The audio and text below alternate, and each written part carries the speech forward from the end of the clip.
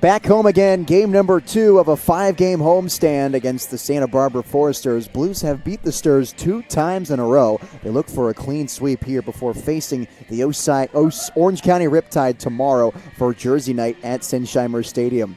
Hello and welcome inside the broadcast booth. Nate Mills alongside Ryan Giacomini. This is the Ancient Owl pregame show on the SLO Blues Streaming Network. Blues coming off a pretty unorthodox win against the Foresters. When you walk as many times as the Blues did in terms of pitching, and you strike out as an offense as many times as the Blues did, you don't often see a W on the side of the scorecard. No, not a combination that you want to see from the Blues. It's not a winning combination, but the bats were hot early, and they were able to get a big enough lead that it didn't really matter the little mistakes they were making later in the game, and able to get a win, back-to-back wins, and longest win streak in the CCL right now. It was a 7-5 victory for San Luis Obispo yesterday. Don Jordan with 2 RBI doubles, 2 each, I should say, in the second and in the sixth. And Logan Hart got things going with his RBI single in the first. And as Ryan said, most of that offensive explosion happened early on with the Blues. They started in the bottom of the first inning with a 4 spot, then came back, put up 2 more runs, and then went pretty quiet up until the 6th, where they cashed in another run on that Don Jordan RBI double. A big thing we talked about on the broadcast for the Blues offense here: don't get too complacent. You're playing your rival, the Santa Barbara Foresters. You come out with 4 runs, then followed up with 2. Don't stop there. Foot on the gas against these guys, because if you give the Foresters an inch, they'll take a mile. Yeah, and we saw that in the later innings where the Blues, continued their issues walking batters, and then the Foresters eventually started hitting balls hard, and they scored a couple of runs, made it a really close 2-run game after the Blues led 6-0 for a majority of the game. Like you mentioned, just got to keep the foot on the gas, got to keep throttling and keep scoring runs, increasing that lead, make it as big as you can. Don't stop. There's no point. I mean, screw it. Win 15-5. Just keep scoring. Hopefully the bats can be hot like they were last night. Especially against a team like the Santa Barbara Foresters. Pride is always on the table for both of these managers, both of these programs here in the summer. The Blues yesterday, we talked about the walk numbers, allowed 12 walks as an entire staff yesterday against the Foresters, yet still held down Santa Barbara to just 5 runs. Eric Kvidal makes his second start in a Blues uniform today. The last time he went out there, he pitched in 4 innings and allowed 5 walks. Today, he's looking to minimize that a lot more, and Blues trying to have a game where there may be a little less free passes. Yeah, and I was talking to him after that outing, and I was like, man, you look pretty good out there. And he was like, yeah, I just walked too many guys. So he knows it, and hopefully that's something he can correct today. The Foresters did not make hard contact with the baseball until late in the game. Something that, might not happen today, but at least test these hitters. Throw strikes, make them earn the runs. You walk a runner into scoring position or whatever, a base hit gives up a run, where instead if you're just pounding strikes and they're going to get a hit, you might get lucky and they might hit a 95-mile-an-hour ground ball double play, and you get lucky even though you gave up a leadoff base hit. It's just the walks and the errors and stuff like that can really come back to haunt you. The Blues offense struck out 13 times last night against the Foresters. While Santa Barbara does have really good pitching, arguably the best in the CCL, with the CCL leading ERA and WHIP, you just can't strike out that many times, but I guess you can. The Blues got a W. Yeah, I mean, we say you can't, but at the same time, I guess if you could strike out for all 27 at-bats, if you win the game, it doesn't really matter all that much. The Blues strike out 13 times, get a win, because, when they're not striking out, they're getting base hits and they're scoring runs. So it's like a tit-for-tat thing. You can strike out a lot as long as when you're not striking out, you're getting hits, you're walking, you're reaching via an error, stuff like that that's helping the team win. The only issue is that sustainable? No, especially against a team like the Foresters. If they come back and have another 12 strikeout day, the Blues caught Santa Barbara on an off evening last night. I would say 99 out of 100 times the Santa Barbara Foresters come back and pounce against those strikeouts and put up some better offensive numbers. But we'll see today with Kvidal on the bump for San Luis Obispo, and making a start for the Foresters, it's Drew Rarick, the right-handed pitcher from Texas, who struggled with walks this past season with the Longhorns. Pitched in 7 innings and allowed 11 walks for UT Austin. Blues looking to take advantage of that today against him. Yeah, I mean, the Blues only drew 3 walks, for themselves yesterday. So a number they'd like to increase. They're kind of known for being a scrappy team that walk, error and you score a run and then you get a hit in an inning and all of a sudden it's a 3-run inning with only 1 hit. It's kind of the brand of baseball. It's been changing a little bit. They've been hitting the ball really well, really hard. But if the Blues could scratch across a couple of runs, taking advantage of some free passes, some errors, hit by pitches, stuff like that, it'll help them just be more successful, gain some confidence, and get runners on the base pass. It's always better to have runners on the base pass and crowding it up than it is in, obviously. A couple of players for the Blues that are returning to the diamond for the first time in a while. Mason Ashlock did not appear in any games on the SoCal swing.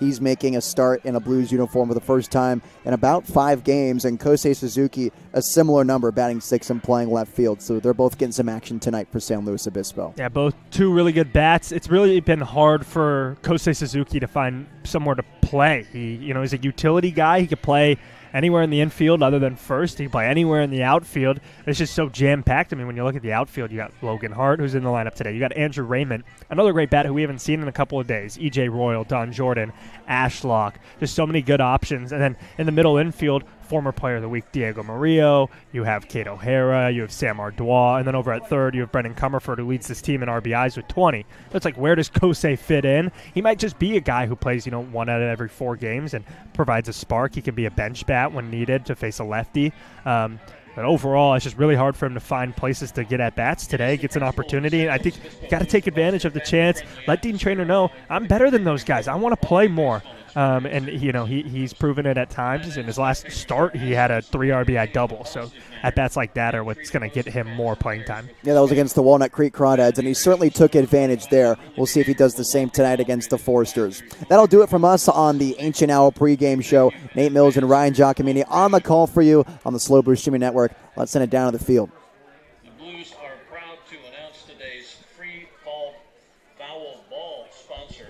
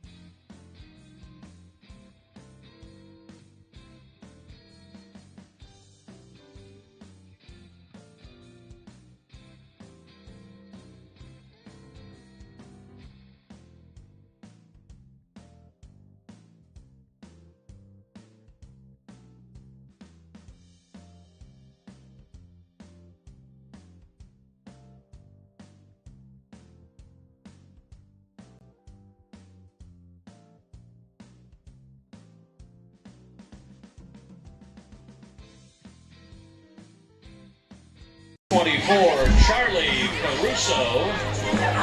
And batting 9th for the Blues, the second baseman Gavin Constantine. Starting pitcher for the Blues is the right-hander, Cal Poly's 34, Eric Davidal. The Blues are led by Dean Traynor. He is assisted by Brian Traynor, Rene Regalado, Paul Trinchera, Randy Kozar, Scheitz Garcia, and Braden Zeker. And our head athletic trainer, Jared Rosales. ladies and gentlemen, singing the national anthem for us this evening is Avery Magon. We would ask you at this time to kindly stand and remove your hats. Megan? Avery? Oh, say, can you see by the dawn's early light what so proudly we hailed at the twilight's last gleam, whose broad stripes and bright stars through the perilous fight o'er the ramparts we watched were so gallantly streaming, and the rocket's red glare, the bombs bursting in air, gave proof through the night that our flag was still there. Oh, say does that star-spangled banner yet wave?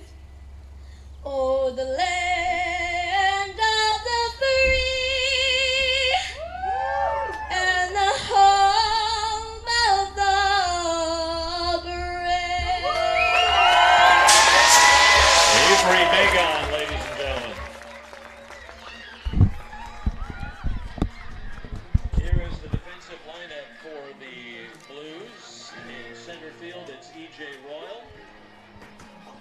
HOMU Wednesday at Sinsheimer Stadium in San Luis Obispo. The Blues face the Santa Barbara Foresters again. They take their 3-game winning streak against SB on this lovely Wednesday afternoon at the ballpark. Let's meet the starting lineup for the Santa Barbara Foresters. Caden Miller, who made his debut yesterday, leads off and plays first base. Terrence Kill plays center and bats second. Batting third, it's Easton Mumma, the third baseman. Brenton Clark cleans it up, and he'll play in right field. Cole Chamberlain, the catcher, bats fifth. Sawyer Farr, the switch-hitting second baseman, will bat sixth. Batting seventh, it's Sam Stevens making his hitter debut as a Forester. He pitched in yesterday's game.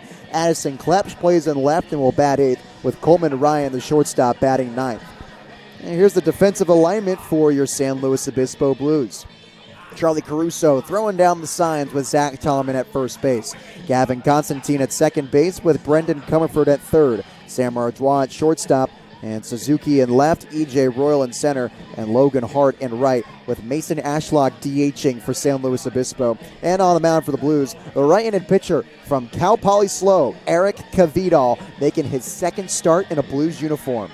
First start, not exactly the way he would have liked. A loss in 4 innings, gave up 2 runs, 5 walks. That's the big number to look for today. It's going to be big for Cavidal to throw strikes, and he knows it.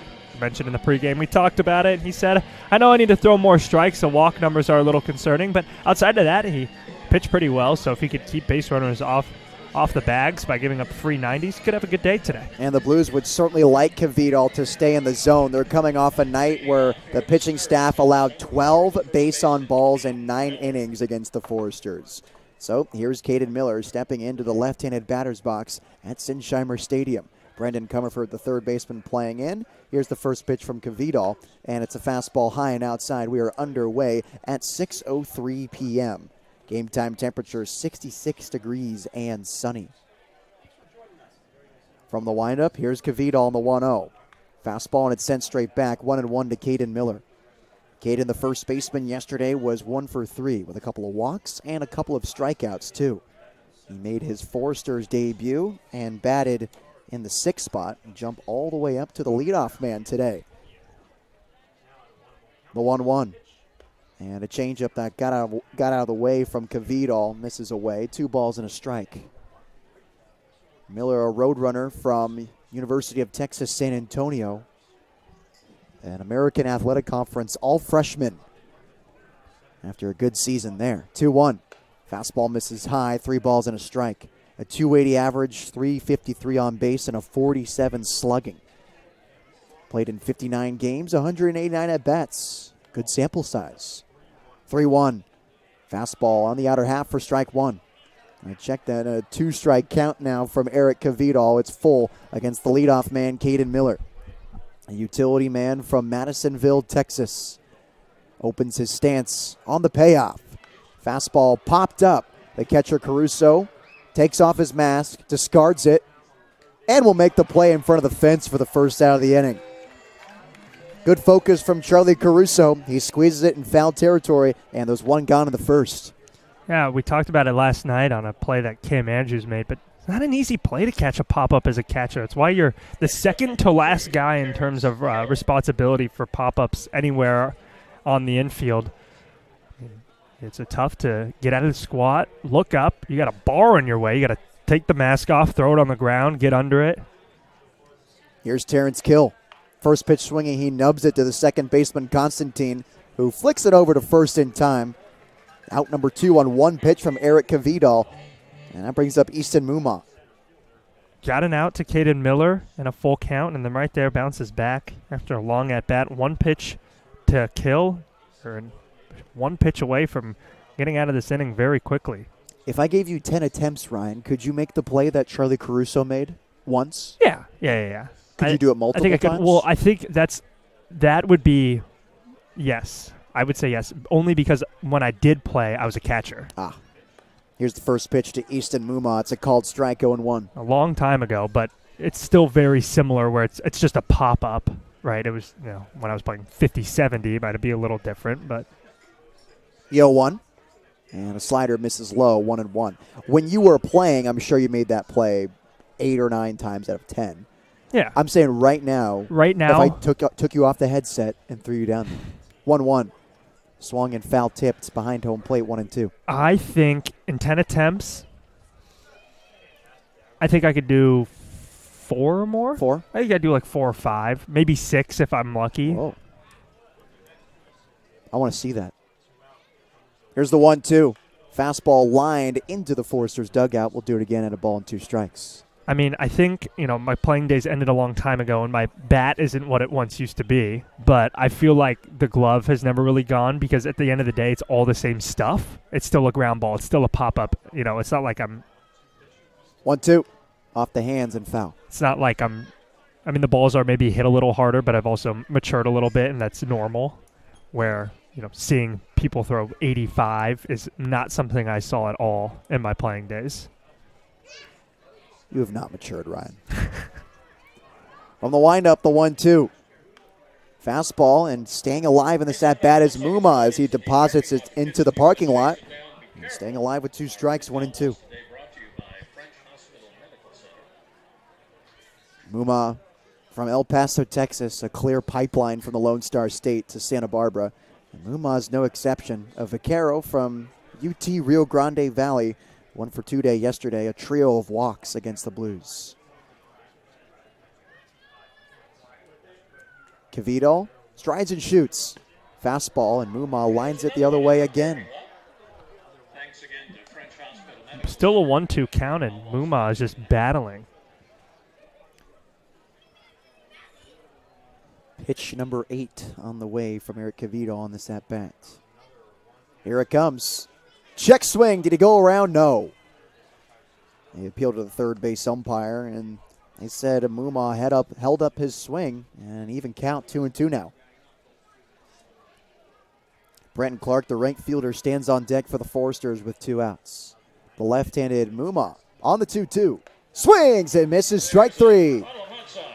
Eric Cavidal wins the lengthy battle. 3 up, 3 down for the Sturs in the top of the first. Here come the Blues on the SLO Blues Streaming Network.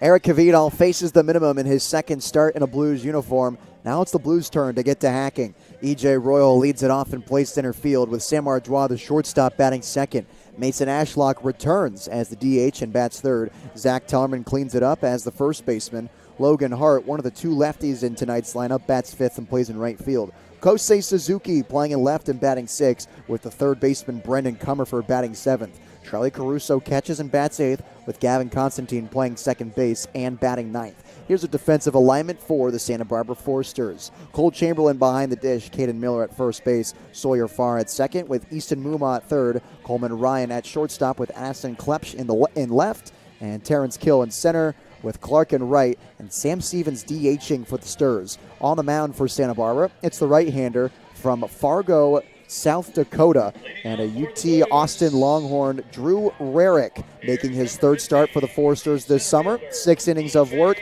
10 strikeouts, 4 walks, only allowed 2 hits, 3 runs, only 1 of them earned, and he's got a Blues offense that put up 7 last night against Bryce Navarre and a plethora of other pitchers for the Foresters. And same leadoff man as yesterday for the Blues, E.J. Royal, who has hit in 7 of his past 8 games. First pitch, fastball yanked outside, 1-0 to E.J. Last night, a single and a double. He stole third base twice. Also got a pair of strikeouts, too. He struck out in his first at-bat last night. From the windup, here's the pitch. And Royal moves his arms above a fastball inside. 2 balls and no strikes to E.J. It's the count EJ loves. He'll take a hack at a pitch he likes if he gets it. Also, a really disciplined hitter, so if it's not exactly where he wants it, he'll take it even if it's a strike. Second on the team in base hits, second on the team in batting average, behind Don Jordan, who gets the night off tonight. Here's the 2-0, and Royal will take a slider on the outer half for strike 1. Not a pitch you want to swing at in a 2-0 count. You get a slider in a tough spot. It makes sense why Royal took that. Still in a hitter's count, too. He could still sit on his pitch and drive it if he gets it. EJ in the driver's seat on the 2-1. He swings, and it's a high bouncing ball to the third baseman, Muma, who gets it on a big hop and launches it across the diamond to retire Royal for the first out of the first inning. Got another slider out in front of it a little bit and just rolled the hands over the top. Very high chopper is an easy play for Muma. Got to make a correction here on Drew Rarick. It's not South Dakota, North Dakota. I've seen the movie Fargo, unlike you, Ryan. I haven't seen any movies. Very good film. Here's Sam Ardois with 1 out and an open stance in the batter's box. Pitch misses high, 1-0. Frances McDonald. You know that actress? Come on, it's one of the GOATs. 3 billboards outside Eddings, Missouri. There's no shot you even heard of that movie. Here's the 1-0. Ardois will take a fastball on the outer half, 1-1.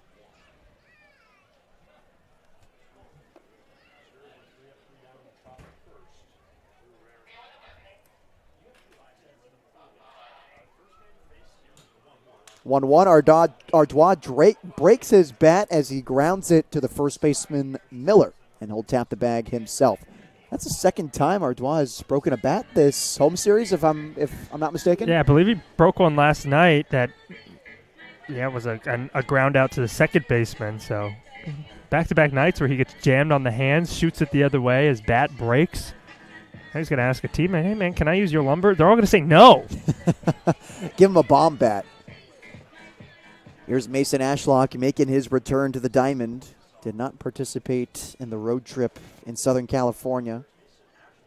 First pitch he takes outside, 1-0. Frances McDormand. Correction on that actress. Best Picture Award winner in, was it 2020, Nomadland? Ashlock takes for a strike, 1-1. No. It didn't win Best Picture? Oh, I don't know who she is. Academy Award for Best Actress in Leading Role. 3 times. Yeah. 1-1. Ashlock pokes it the other way, and it's just foul. She's got a lot of awards. No, that's what I'm saying. One of Yeah. the GOATs. Yeah, you are right on that. Best Picture. I think of GOAT female actresses, and chat, let me know what you think of this, but Frances McDormand, Viola Davis, Meryl Streep.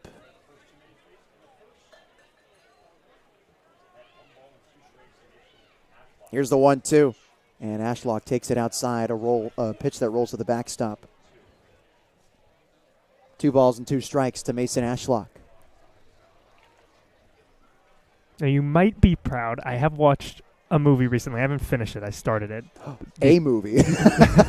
The Accountant 2. 2-2. Ashlock pops it up and out of the stadium. We'll do it again in a 2-strike count. That's just my kind of movie. Bro movie. Yeah, it's very bro, but it's good. That's the first one. I mean, Ben Affleck does a really good job, and his character is really interesting. Have you seen, I think you'd like this, have you seen Baby Driver? Yes. Okay. I got it. It's a good movie. It's been a while. I That's saw it my when it baby. came out. 2-2. Ashlock flinches on a pitch that bounces outside. A full count, 3-2 to Mason Ashlock. When did that come out? 2018, 2017? Oh my God, were you 3 years old? Were you 80? 2017.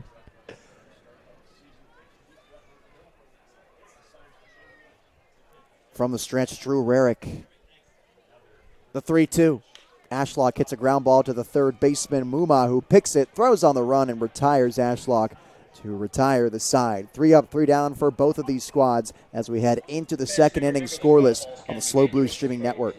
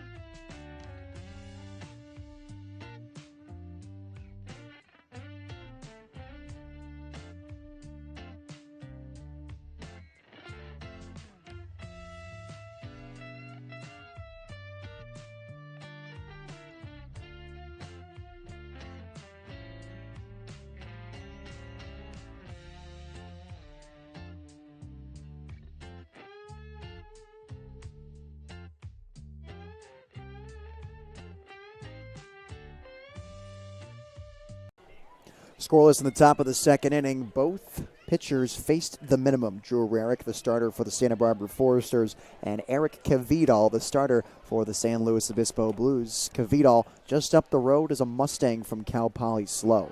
Here's the first pitch, and it misses high to Brenton Clark, who went 0 for 3 yesterday with a couple of walks and a strikeout. From the windup, here's the 1-0.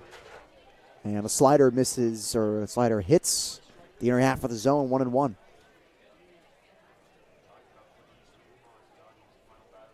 Blues on a 3-game winning streak. Back-to-back wins against the Foresters. As this one shot into the screen for strike 2. 2-strike count against Clark, who struck out once yesterday. Left-handed hitting right fielder facing Eric Kvidal. The 1-2. Popped up. In foul ground, the third baseman, Comerford, scales the fence, and he won't have a play. Almost reaching into the bullpen that time, Brendan Comerford, and everyone retreats back to their positions. got a nice wind stream up above the stadium where there's a lot of wind, as you can tell by the flag out in center field. And I thought Comerford was going to have a play on that initially, but a lot of wind yesterday, too, especially late into the evening, which you don't see often here. The 1-2. And a changeup misses outside. 2 balls and 2 strikes.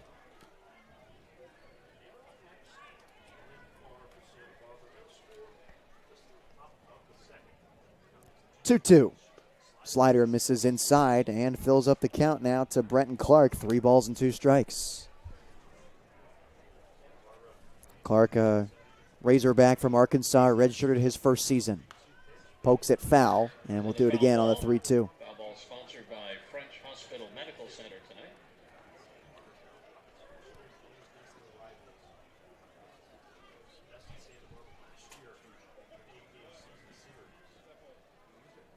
The lefty awaits the 3-2 offering from Kvidal. Here it comes. Fastball misses low and kicks away from Caruso, and that's ball 4. First walk of the day issued from Eric Kvidal, a leadoff base runner for the Foresters. Yeah, leadoff walk. Not the way that Kvidal wanted to start the second inning after putting him down in order. And like we mentioned a couple of times, walks were a big issue for him the last time he pitched. Love to mitigate the damage and not walk another runner here and put a runner in scoring position via the free pass and make him put the ball in play. I haven't hit it hard yet. Brenton Clark, the first person to walk in this Foresters lineup, just like yesterday. As Chamberlain is first pitch swinging and hits a high pop up to the right fielder Hart, who didn't even have to move his feet to make the grab. First out of the second inning, a fly ball out from Cole Chamberlain. There you go. That's a really good bounce back. One pitch out after a walk, and a ground ball away from just getting out of this inning. Sawyer Farr now, playing in his 14th game of the summer, batting .333, has 16 hits in his 48 at-bats. Driven in 13, no home runs yet. Farr from Fort Worth, Texas, playing with the Aggies at Texas A&M. Runner at first. Farr takes outside, 1-0. True freshman season this past season with the Aggies. Made 31 starts in his 39 appearances. Scored 16 times and recorded 15 Division I base hits, including a triple. 1-0 and a slider called strike on the inner half, a ball and a strike. Vito's been going to that slider against the lefties, and it's been working. He's starting it on the outer part of the plate, and it's ducking down all the way to the back foot by the time it's in Caruso's glove, and it's been working good. The 1-1. Change up outside, misses 2-1. Another left-handed riddled lineup for Bill Pintard and the Foresters against another righty and Eric Kvidal. Yesterday was Hunter Hammond, a right-hander who started for the Blues, and 7 of the 9 batters batted left-handed. Pick over to first, and Clark is back in time. Asterisk a little bit. Sawyer Farr is a switch hitter and would hit left-handed. Farr hitting left-handed here against the righty Kvidal. With his bat resting on his back shoulder, the 2-1. Slider weakly hit the opposite way, sinking down the left field line, and Suzuki won't get there in time. It spins into foul territory. Here comes Brenton Clark around third. The throw comes to Comerford. Throws it to home. Caruso can't make the tag. The throw is just a little tardy at home plate, and Brenton Clark goes first to third. Forrester strike first. And Dean Traynor, the manager for the Blues, wants a second opinion on it. Throw was on the money, maybe just a little bit late. Caruso was able to apply the tag. That was, not a well-hit ball by far, but in the perfect spot. And really, Suzuki just kind of took a bad route to it. Once he knew that he wasn't going to be able to catch it, he should have pulled off a little bit and, looked to just play it on a hop and, give up the base hit. You might have had a runner on first and third with one out, and instead it's a runner in, and the double play is not there. There's a weird spin on it as well. A left-handed hitter shooting a ball the opposite way. Not well either, might I add. Had some funky spin on it, and once it landed in fair territory, it just shot into the foul ground warning track, and Suzuki had to adjust and get to that baseball with some weird spin. And as you said, Comerford did a nice job getting that relay into home. It was just a little late. Dean Traynor, after a lengthy discussion, retreats back into the dugout. An RBI double for Sawyer Farr, who was 1 for 4 yesterday. And now it's Hoover, Caleb Hoover. It won't be Sam Stevens DHing. So we originally had Stevens, a pitcher from Xavier University, hitting, but it will be the left-hander committed to South Carolina in that DH spot. Hoover's first pitch swinging and sends it deep into center field. Royal gives chase and makes the running grab for the second out. Sawyer tags from second and goes into third. A productive out that puts another run at third base for the Sturs. Ball was well hit, and it looked like it caught a little bit of a jet stream out there. Royal just had to keep going back over his right shoulder to get there, but Royal might be one of the most rangy outfielders in the CCL. Pretty routine play for him. Sawyer Farr at third base, and the first pitch is a slider to Addison Klepsch, and it misses high, 1-0. Addison came in for Maddox Mandino yesterday, the Foresters' leadoff hitter, and went 1 for 3 with an RBI single and 2 strikeouts. The 1-0. Klepsch takes high, 2 balls and no strikes. 1-0 ball game. Foresters strike first on an RBI double from Sawyer Farr. Farr now stands at third after advancing on a fly ball out from Hoover, as this one sent out of the stadium for strike 1. Some lineup confusion as Sam Stevens was originally scheduled to be today's DH for the Foresters, and at the last second was switched to Caleb Hoover. Makes a little more sense. Stevens had no at-bats at Xavier last year. This one misses outside. Another slider from Kvidal. And it's 3 balls and 1 strike to Addison Klepsch.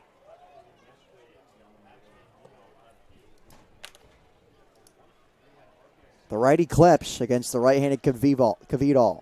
On the 3-1, takes a slider on the outer half, strike 2. And a 3-1, Klepsch was certainly not sitting slider there, and Kvidal put it right where he wanted it on the outer corner. Here's the payoff. Another slider, and it's weakly popped up into the grass bleachers at Sinsheimer, and we'll do it again at 3 balls and 2 strikes. Klepsch, a San Diego native and a Tiger from Auburn.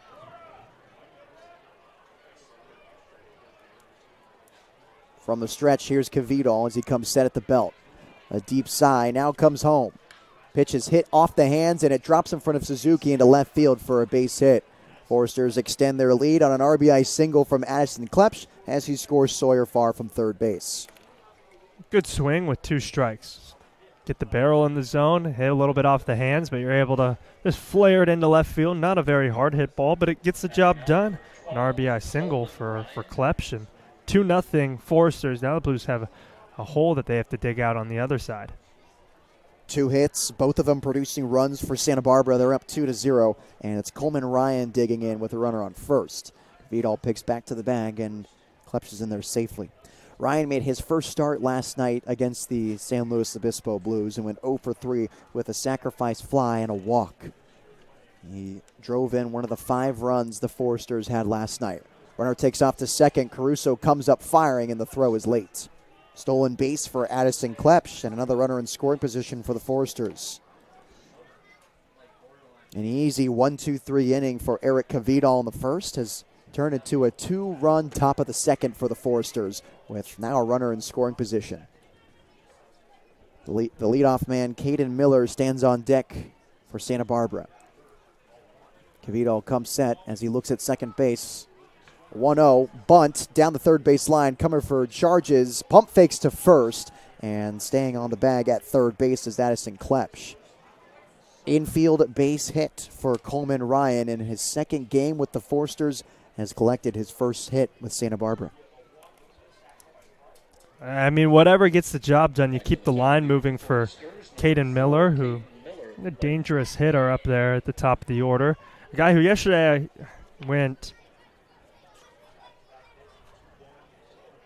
0 for 3 and pardon me, he went 1 for 3 with a couple of walks, a couple of strikeouts, a couple of stolen bases. I was like, he should be the leadoff guy. Today he is. There he is with an open stance in that left-handed batter's box with runners at the corners. Kvidal picks to first, and Ryan is there in time.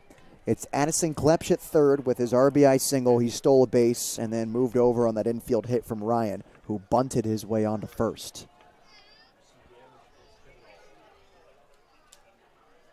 The 1-0 to the leadoff man.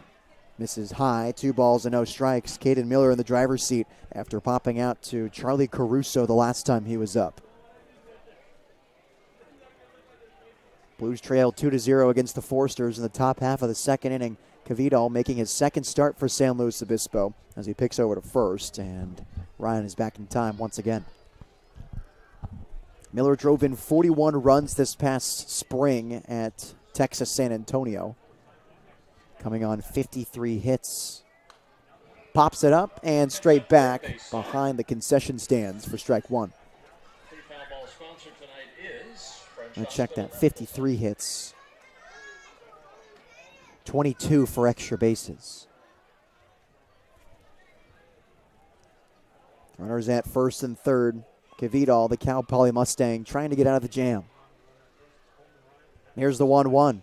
Slider misses outside. Runner takes off to second. Ardois gets it, goes home. Now they got the runner in Klepsch on a rundown. Comerford misses the tag at third. And Ryan is safe at second base. Everyone's safe. A successful first and third stolen base for Coleman Ryan puts 2 runners in scoring position. Just this little silly mistake. I mean, Ardois, a runner, I should say, and Ryan was about a step away from Ardois. Could have just tagged him out in the inning. Decides to go home. Not a bad play. And then Caruso a little late to the throw to Comerford, and all of a sudden you got 2 in scoring position with no out when you had 2 runners dead to rights. So now 2 in scoring position. Blues trail by 2. Forsters have put up 3 runs in the top of the second. The pitch misses inside, and Caruso keeps it in front. 3 balls and a strike. And when you steal on a first and third like that, it looked like the play was designed to have Coleman Ryan get in a rundown and have the runner Klepsch score, which would be kind of weird with 2 outs because that run would not score if Ryan got out. 3-1, and it's a slider and a called strike. Because when Ryan took off towards second base, he threw on the brakes and wanted to get in a rundown.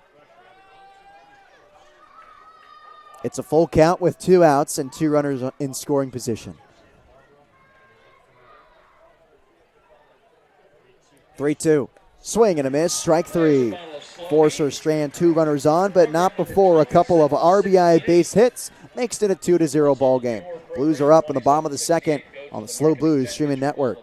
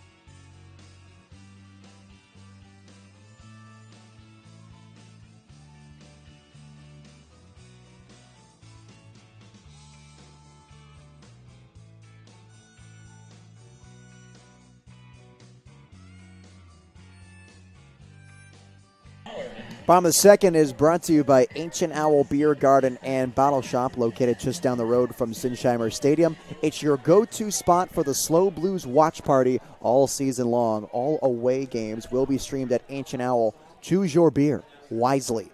Zach Tarman leads off in the bottom of the second and takes strike one against Drew Rarick, who's making his third start for the Foresters this summer.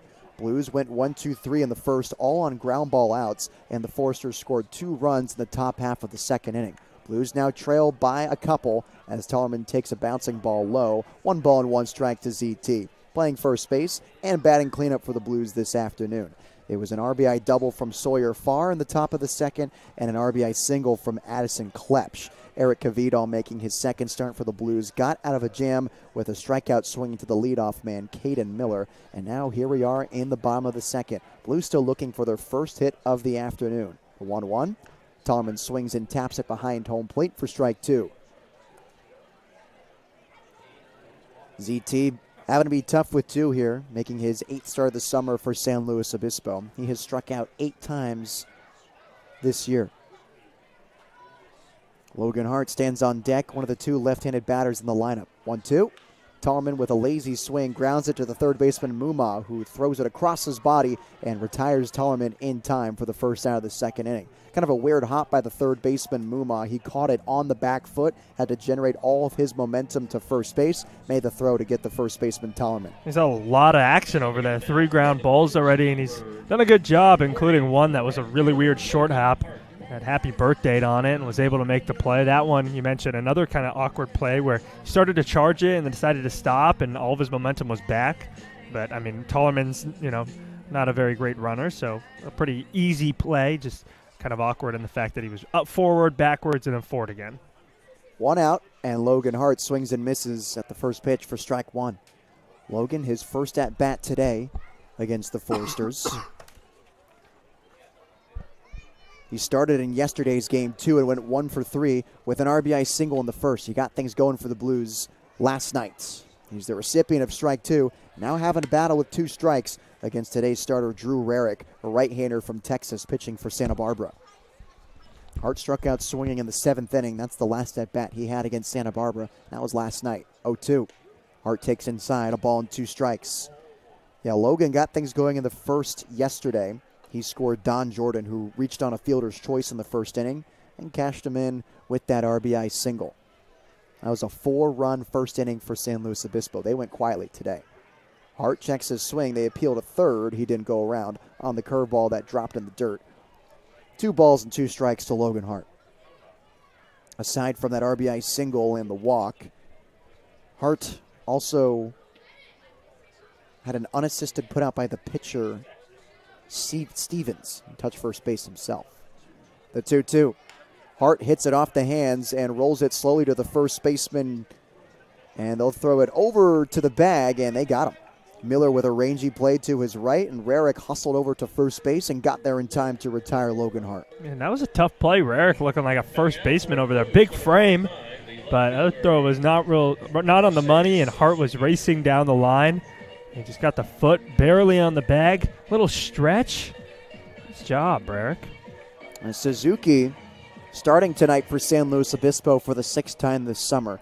Lately, he's been coming off the bench late in ball games when there's a blowout situation.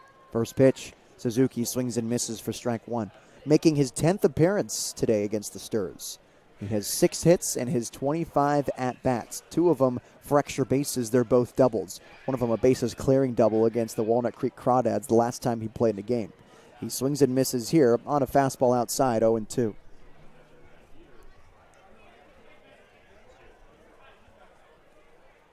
Suzuki in a 2-strike count. Here it comes. Fastball sent straight back and just to the right of us in the press box. We'll do it again at 0-2. Brandon Comerford awaits on deck for San Luis Obispo, the team leader in runs batted in and the CCL leader in strikeouts. Suzuki upright in the right-handed batter's box with his cherry red oven mitt on the 0-2. Suzuki takes a slider outside, 1 ball and 2 strikes now. Kosei has walked twice to his 4 strikeouts this summer and has been hit by 1 pitch. Driven in 7 for the Blues. 1-2, he chases a slider outside for strike 3. Suzuki goes down swinging. Drew Rarick has faced the minimum through 2 innings. We head into the third. Blues down 2-0 against the Sturs on the SLO Blues streaming network.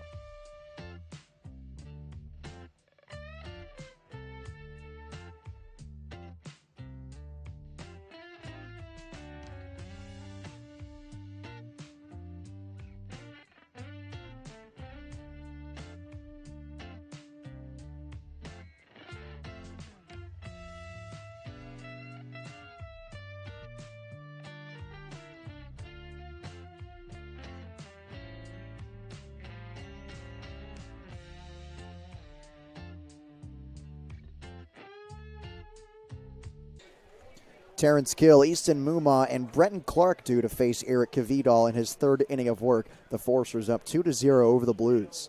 Kill takes the first pitch slider for a called strike. A 2-run 2nd inning. Kleps drove in a run with his single, and Farr drove in a run with his double, both down the left field line. Here's the 0-1. Slider in the other batter's box, but a called strike. Kvidal gets the call, 0-2 to Kill. Kvidal searching for his 3rd strikeout of the day.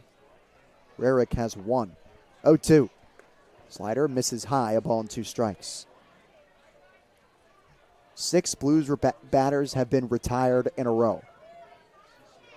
5 ground ball outs and a strikeout swinging from Kosei Suzuki. 1-2.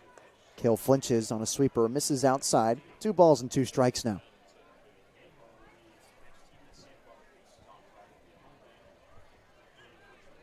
Open stance for Kill in the right-handed batter's box. Kvidal through the windup, the pitch. Swinging and a foul tip at home plate. And Kill will stay alive, 2 balls and 2 strikes.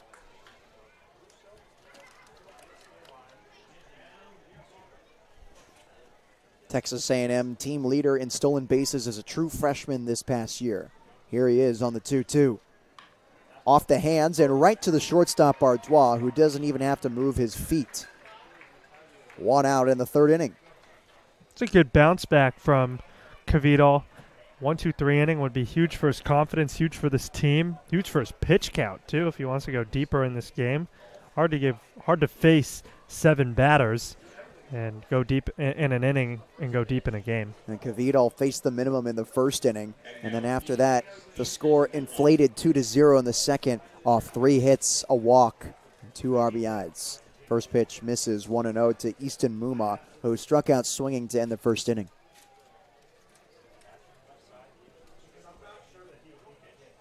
Muma sends it into the Foresters' bullpen for strike 1.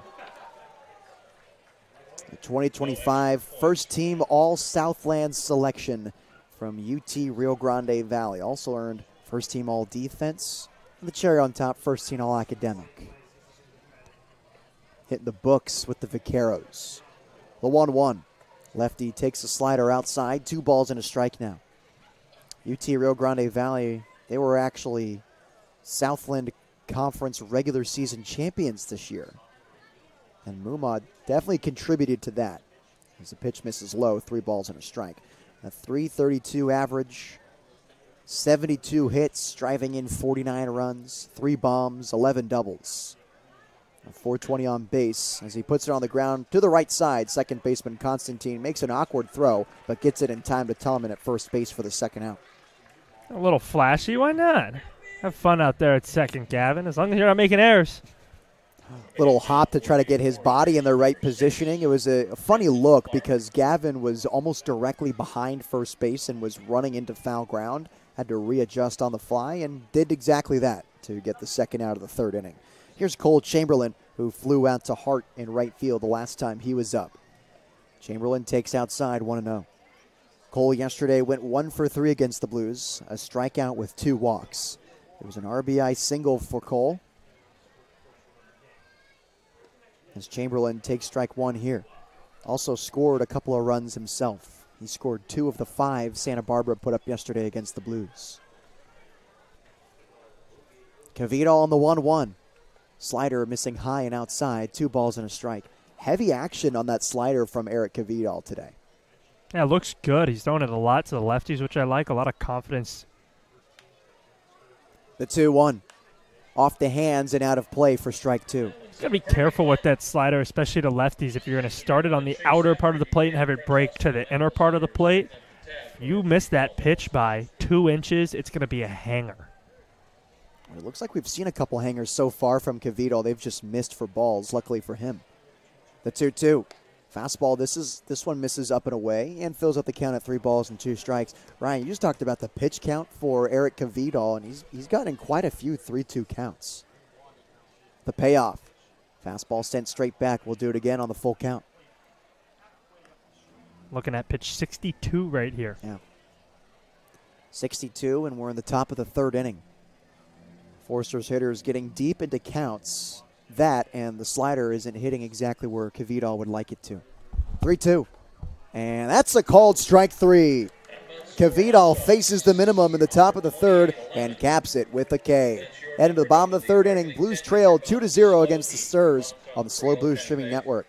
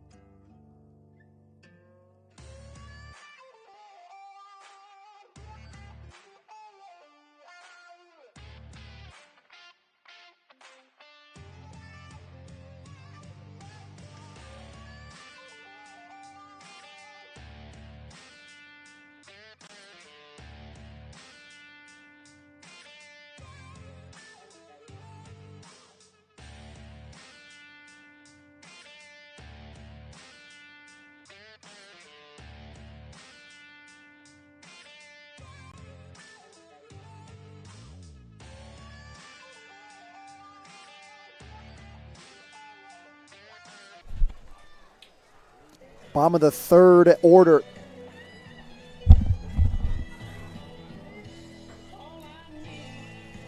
Seven, 8, 9. Due up for San Luis Obispo.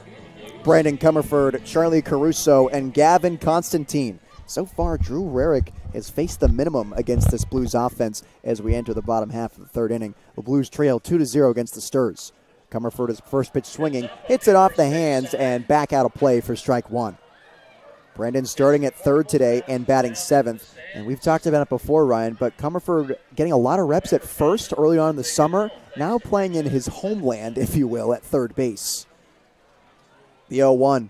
Comerford takes for strike two. With the arrival of Sebastian Lopez and Zach Tollerman, both guys who play first base for their respective Division I colleges, allows Comerford to go over to third base. Here's the 0-2. Comerford leaves it high and outside, a ball and two strikes. Brendan yesterday, the team leader in RBIs, padded his stats with a 2 RBI double in the first and an RBI groundout in the second. The 1-2. Comerford swings and misses for strike three. 7 Blues retired in a row, and it brings up Charlie Caruso. Blues just haven't really been able to hit the ball hard at all. They have a hard time lately putting bat on ball. 2 strikeouts in a row. Caruso could get it going. He's a guy who can bang the ball. He had a hit in his last game against the Riptide. Caruso making his 4th start of the summer for the Blues and his 5th appearance. Just 1 hit in his 11 at-bats. 4 strikeouts to his 1 walk and 1 hit by pitch. He flinches on a fastball outside, but it misses. 1 ball, no strikes. Caruso just coming back from that SoCal swing. Spent a long time with family down in Southern California as a Pasadena native. 1-0. And this one misses on the inside. 2 balls and no strikes to Caruso. Pasadena, California, where he was born and raised, and a graduate of J. Sarah Catholic High School down in San Clemente. A 6'1", 190-pound redshirt freshman at Northwestern in the Big Ten. Here's the 2-0. Caruso swings and misses for strike one on the changeup. Number 22nd ranked catcher in the state of California by perfect game his senior year of high school at J. Sarah Catholic. There's a lot of catchers in California, a lot of good ones too. 2-1. Caruso swings and foul tips it at home plate. Now an even count at 2 balls and 2 strikes. He likes Northwestern because of that perfect combo of top-tier academics and prestigious competition in the Big Ten. Caruso goes down swinging for strike 3. 3 strikeouts in a row for Drew Rarick, expanding across 2 innings, and it's Gavin Constantine, the second baseman, with 2 outs. Mentioned this, just struggling to put bat on ball since Kosei Suzuki was up. 3 straight strikeouts, and Rarick is dominating the Blues after a day to forget yesterday for the Forsters. Rarick entered today's game with 6 innings of work and 10 strikeouts. So more of the same here for the Longhorn from Texas. As Constantine checks his swing, they appeal to first, and he didn't go around. 1-0 to Gavin. A native of McKinney, Texas, just 15 minutes outside of Frisco in Dallas. The 1-0. Constantine takes low, 2 balls and no strikes. Finished up a 2025 season with the St. Bonaventure Bonnies with a .250 batting average starting in 20 games. 18 hits in his 72 at-bats, 3 for extra bases, all of them were doubles. Only stole 3 bases with his 6.860-yard dash. Another pitch misses low, 3 straight balls from Drew Rarick, and a 3-0 count to Gavin. Last summer with the Blues, Constantine struck out 21 times and walked 13. Here he is on the 3-0, and he takes all the way for strike 1. This summer, just 1 walk to his 12 strikeouts in a Blues uniform. Making his 8th start today for San Luis Obispo and his 11th appearance. The 3-1. Constantine swings and misses on a 4-seamer for strike 2. Tough with 2 now, the infielder from St. Bonaventure University. Here's the payoff. Constantine chases the high fastball for strike 3. 3 up, 3 down, all by way of the K for Drew Rarick. 4 straight strikeouts for the right-hander as we head into the 4th. Blues trail 2-0 against the Sturs on the Slow Blues streaming network.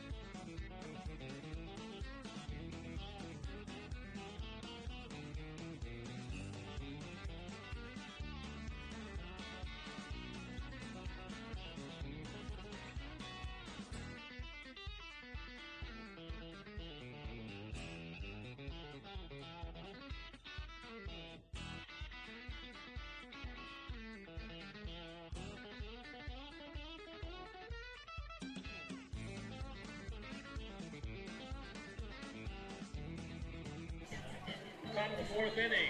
5-6-7 due up for the Santa Barbara Foresters in the top of the fourth inning. Blues trail 2-0 against the Stars. It's Cole Chamberlain, Sawyer Farr, and Caleb Hoover due up to face Eric Kvidal entering his fourth inning of work. A pretty solid outing for Kvidal despite those 2 earned runs, 3 strikeouts and just 1 walk.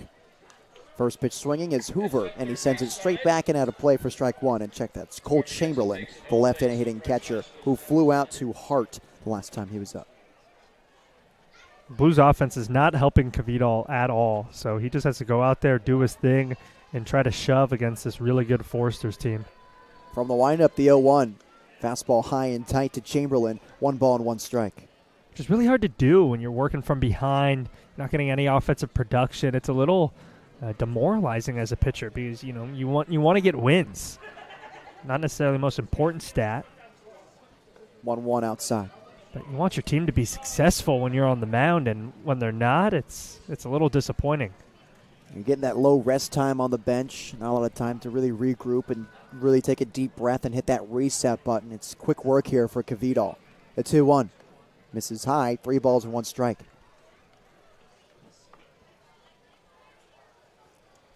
Stars got a couple of runs in the second inning. One from an RBI double, one from an RBI single. And that's been it so far as we enter the middle third of this game. Swing and a miss for strike 2 here is Cole Chamberlain. Full count now from Eric Kvidal. Sawyer Farr stands on deck, the switch hitter who will bat lefty against the right-handed Kvidal. The payoff. Hit hard into center field. Royal has to jet straight back to the track, and he won't have a play as it one-hops the wall. Chamberlain rounds first and heads into second. A stand-up double for Cole Chamberlain to lead off the fourth inning. Wow, that is a well-hit ball. I mean, one-hopping right off the 395 sign in center is not an easy thing to do. Chamberlain burned E.J. Royal. 103 miles an hour off the bat from Cole Chamberlain. Second double of the game for the Foresters, and a leadoff 2-bagger in the fourth. Yeah, that's good.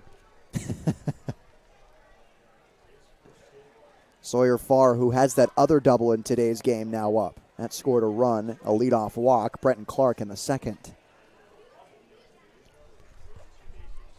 Comerford plays in at third base. The pitch misses low to Farr for ball 1. Sawyer 1 for 4 yesterday with an RBI single, was hit by a pitch, scored a run himself, and also struck out. Kvidal from the stretch comes set with a closed-off stance. Now delivers, and the 1-0 is a sweeper that just misses below the zone. 2 balls and no strikes. Infield jetting, or wind jetting out towards left field. Outfield playing their regular positioning. The second baseman, Constantine, playing deep. Ardois holds off the runner, Chamberlain at second base. Comerford still pinching at third. 2-0 off the hands and sent into the parking lot out of play for strike 1.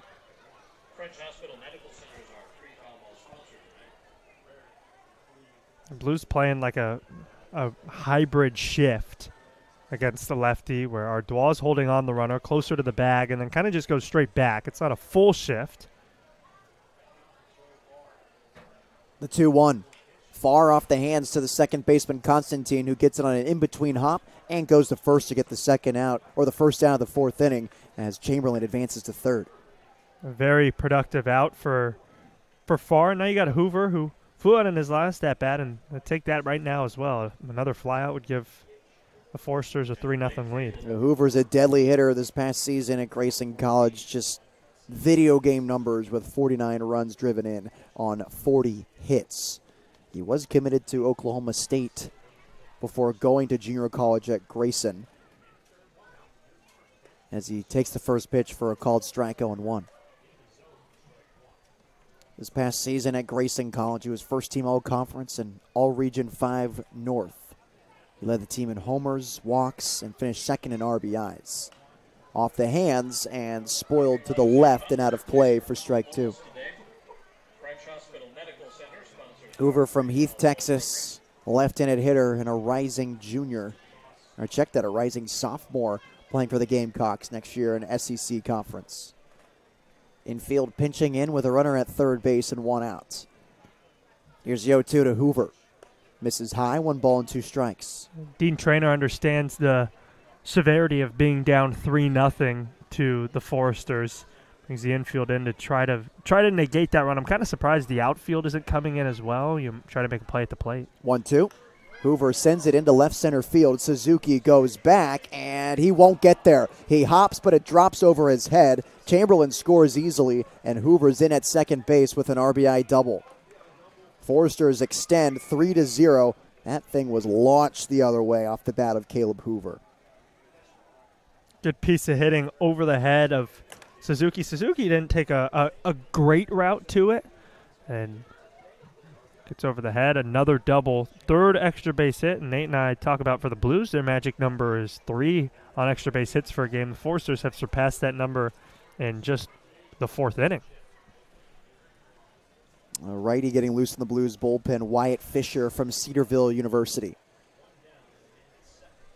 Kvidal with Hoover at second base and Addison Klepsch at the dish. Klepsch is 1 for 1 today, an RBI single in the 2nd inning. He takes a slider for strike 1. Had an RBI single yesterday's game as well, Addison Klepsch did, after coming in to replace Maddox Mandino, the leadoff man for the Sturs. Kvidal, entrenched in shadows, comes set, looks at second, now delivers. The slider is fouled off of Caruso's leg for strike 2.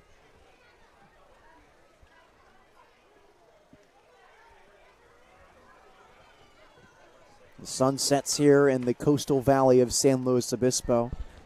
More fans showing up to today's game than yesterday. Slightly, and I mean slightly warmer temperatures by a couple degrees this afternoon. SLO trying to give their loyal fans a win with a runner on second, trailing by 3. With 1 out, here's the 0-2. Slider hit weakly the opposite way. A big hop over the head of second baseman Constantine as it trickles into center field.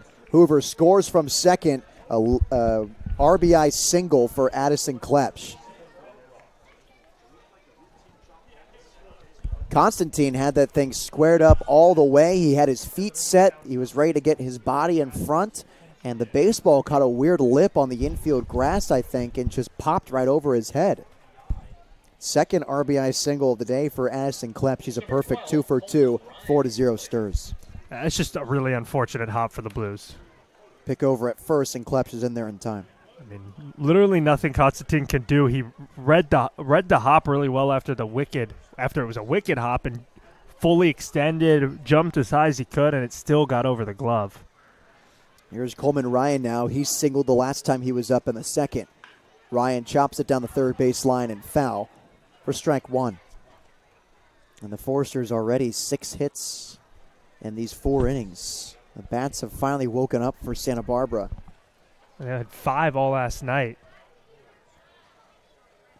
At this point in the game, last night they had only recorded 1 base hit, and it was from Easton Muma on the first. Now they have 6 and 4 runs on the board. Sort of a reverse game today. The Blues were up this early, or they're up by a little bit more at this point, as the pick over to first is not in time again. Now it's the Foresters' turn. They're up 4-0. 0-1 count to Coleman Ryan, the 9-hole hitter for Santa Barbara, and the starting shortstop playing in his second game for Santa Barbara. Kvidal picks the first again. Klepsch is safe. Again, it's Wyatt Fisher in the bullpen for San Luis Obispo getting hot, a right-hander from Cedarville University. 0-1 count to Coleman Ryan. As the runner takes off to second, Caruso comes up firing. The throw rolls into center field, but the runner Klepsch stays at second base. Stolen base for Addison Klepsch, his second stolen bag of the day. Menace on the base pass. Back-to-back hits. Nate mentioned perfect on the day, and I mean it's eerily identical in my scorebook. The only difference is in the second he was stranded at third. RBI single and then a stolen base to take second. Third stolen base of the summer for Addison. Here's Coleman Ryan in an 0-2 count. A runner now at second. Ryan with a weak liner up the middle, and it rolls into center field. Royal charges it, but Klepsch will score. RBI single for Coleman Ryan. 3 hits in a row for the Sturs, and they smell blood in the water. Addison Klepsch scores from second base. It was hit just soft enough for Ardois and Constantine to have no play on the slow rolling grounder, and way too far out in front for Royal to get there in time. 3 RBI base hits in a row. And Dean Traynor heads out there to talk to his right-hander with Wyatt Fisher still warming up. Foresters making the appropriate adjustments today against the Blues, and they're attacking early, 5-0, a 3-run top of the 4th inning for the Sturs. And for Ryan, he's a perfect 2 for 2. Same for Addison Klepsch. The bottom 5 of this order have all the base hits. 1 through 4 is hitless. Yeah, it just shows you how deep this Foresters team is. Every single guy up and down the roster, even the guys on the bench not playing today, can hit. This is a really good ball club that the Foresters and head coach Bill Pintard have assembled. The bottom 5 of the Santa Barbara order is 7 for 10. Off the hands from Caden Miller, and he spoils it into the grass stands at Sinsheimer for strike 1. Miller is 0 for 2 with a pop out to the catcher Caruso and a strikeout swinging in the second to end a 2-run frame. 3-run inning here for the Sturs, still just 1 out. Kvidal trying to induce a ground ball from Caden Miller, the leadoff man for Santa Barbara. Get a double play and get out of the inning. The lefty has an open stance in that batter's box as Kvidal comes home. 1-0 is popped up, playable in the infield. The third baseman Comerford makes the call. Couple of careful steps, and he makes the grab in his palm for the second out of the inning. Go, Eric. Try to get out of this inning, get through 4, keep the damage at just 5 runs, and let the bats start to work. Blues bats were alive last night. We haven't seen them come alive yet today, but they will at some point. Here's Terrence Kill, the second. Coleman Ryan at first base. Kvidal picks over there, and Ryan's back in time.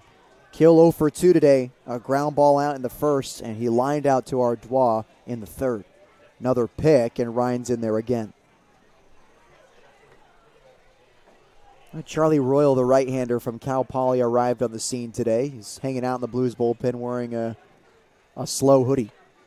Pitch misses outside for ball 1 to Terrence Kill, a 1-0 count. Kill hitless yesterday against the Blues, but was hit by 2 pitches. The righty from Texas A&M on the 1-0. Runner takes off to second. Kill puts it in play, and it's a blooper into right field.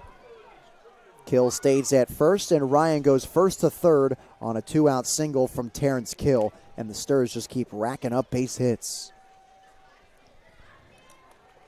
You got to think, how much longer is this leash? Wyatt Fisher's been warming up for a good while. You know, you want to instill some confidence in Eric, let him finish this inning, but at the same time, you don't really want to give up any more runs than you already have. A decent outing for Kvidal heading into this frame has turned up into a blow-up outing for the righty from Cal Poly SLO. 5-0 lead for the Foresters, runners at the corners, and 2 outs for Easton Mumma, who's hitless. Kill takes off to second. Mumma swings and fouls it for strike 1. The Foresters go with that first and third steal again. Again, the run down, get that run to score, and then get tagged out. Kvidal in the shadows. Comes sent at the waist. Kicks and deals. Swinging a foul tip at home plate into Caruso's mitt for strike 2. Mumma, strikeout and a ground out today. He was 1 for 2 yesterday with a trio of walks. Blues trailing 5-0, a 3-run inning for the Foresters. An RBI double from Hoover and RBI singles from Klepsch and Ryan. Ryan stands at third base and Kills at first. The 0-2.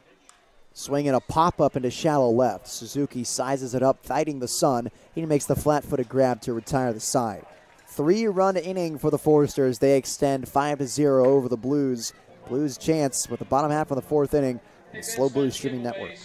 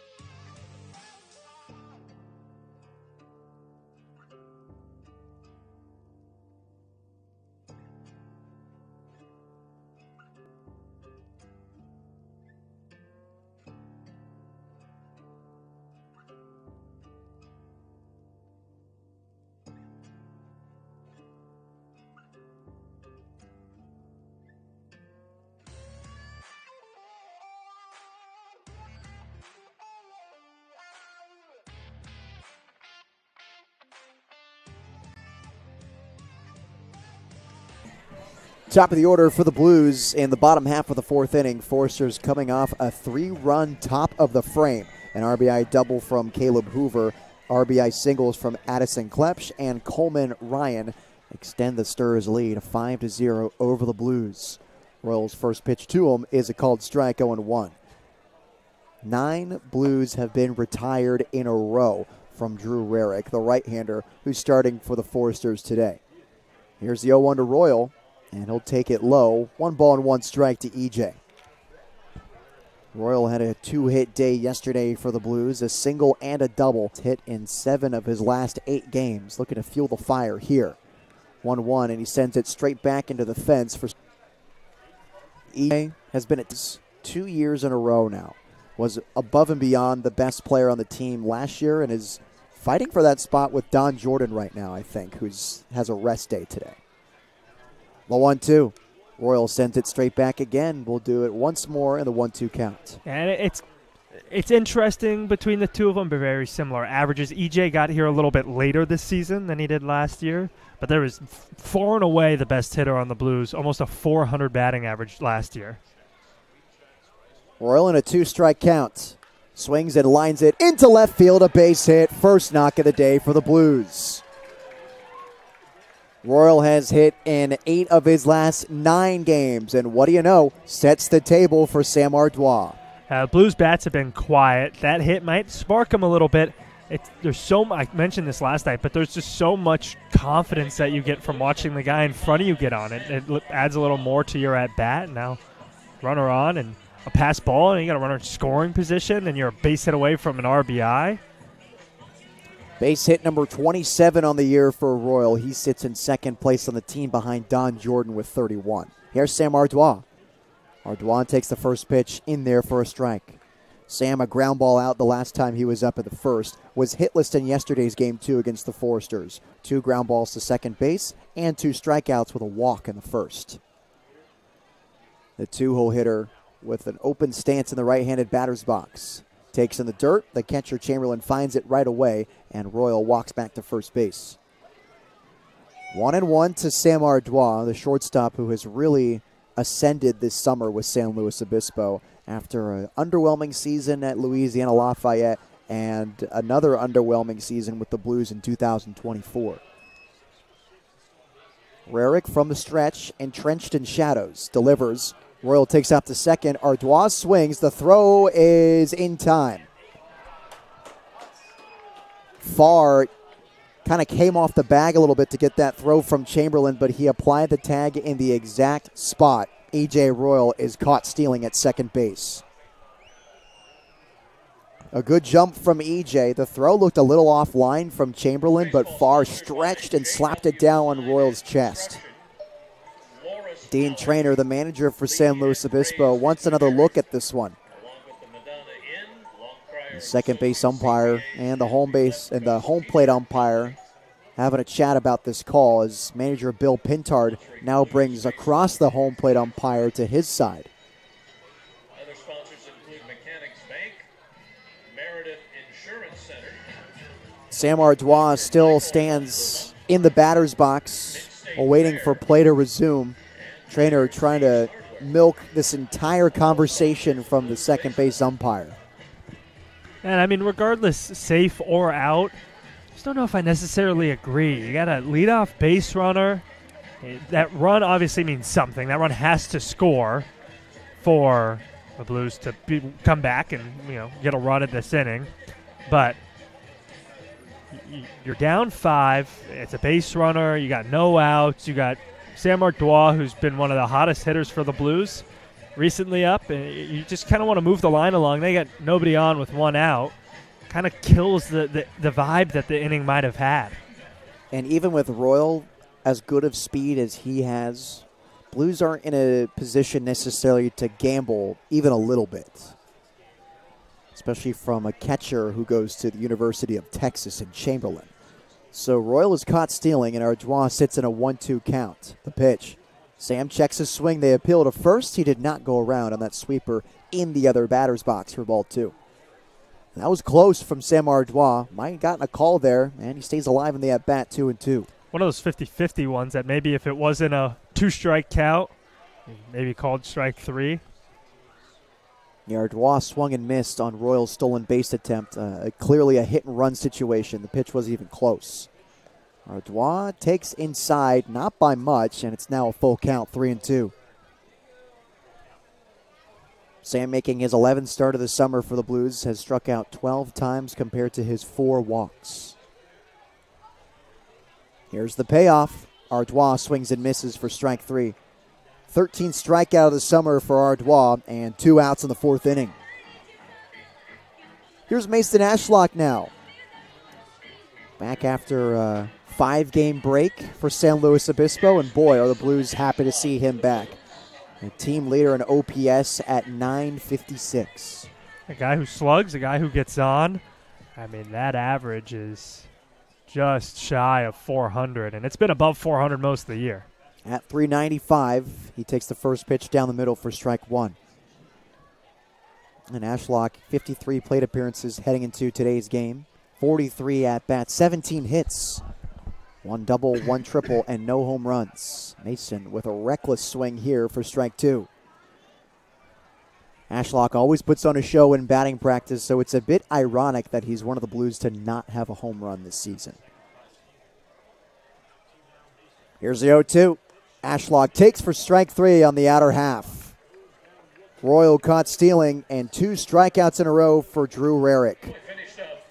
Blues, no runs as they trail by 5 against the Foresters. We head into the 5th inning on the SLO Blues streaming network. You'll see 2 teams.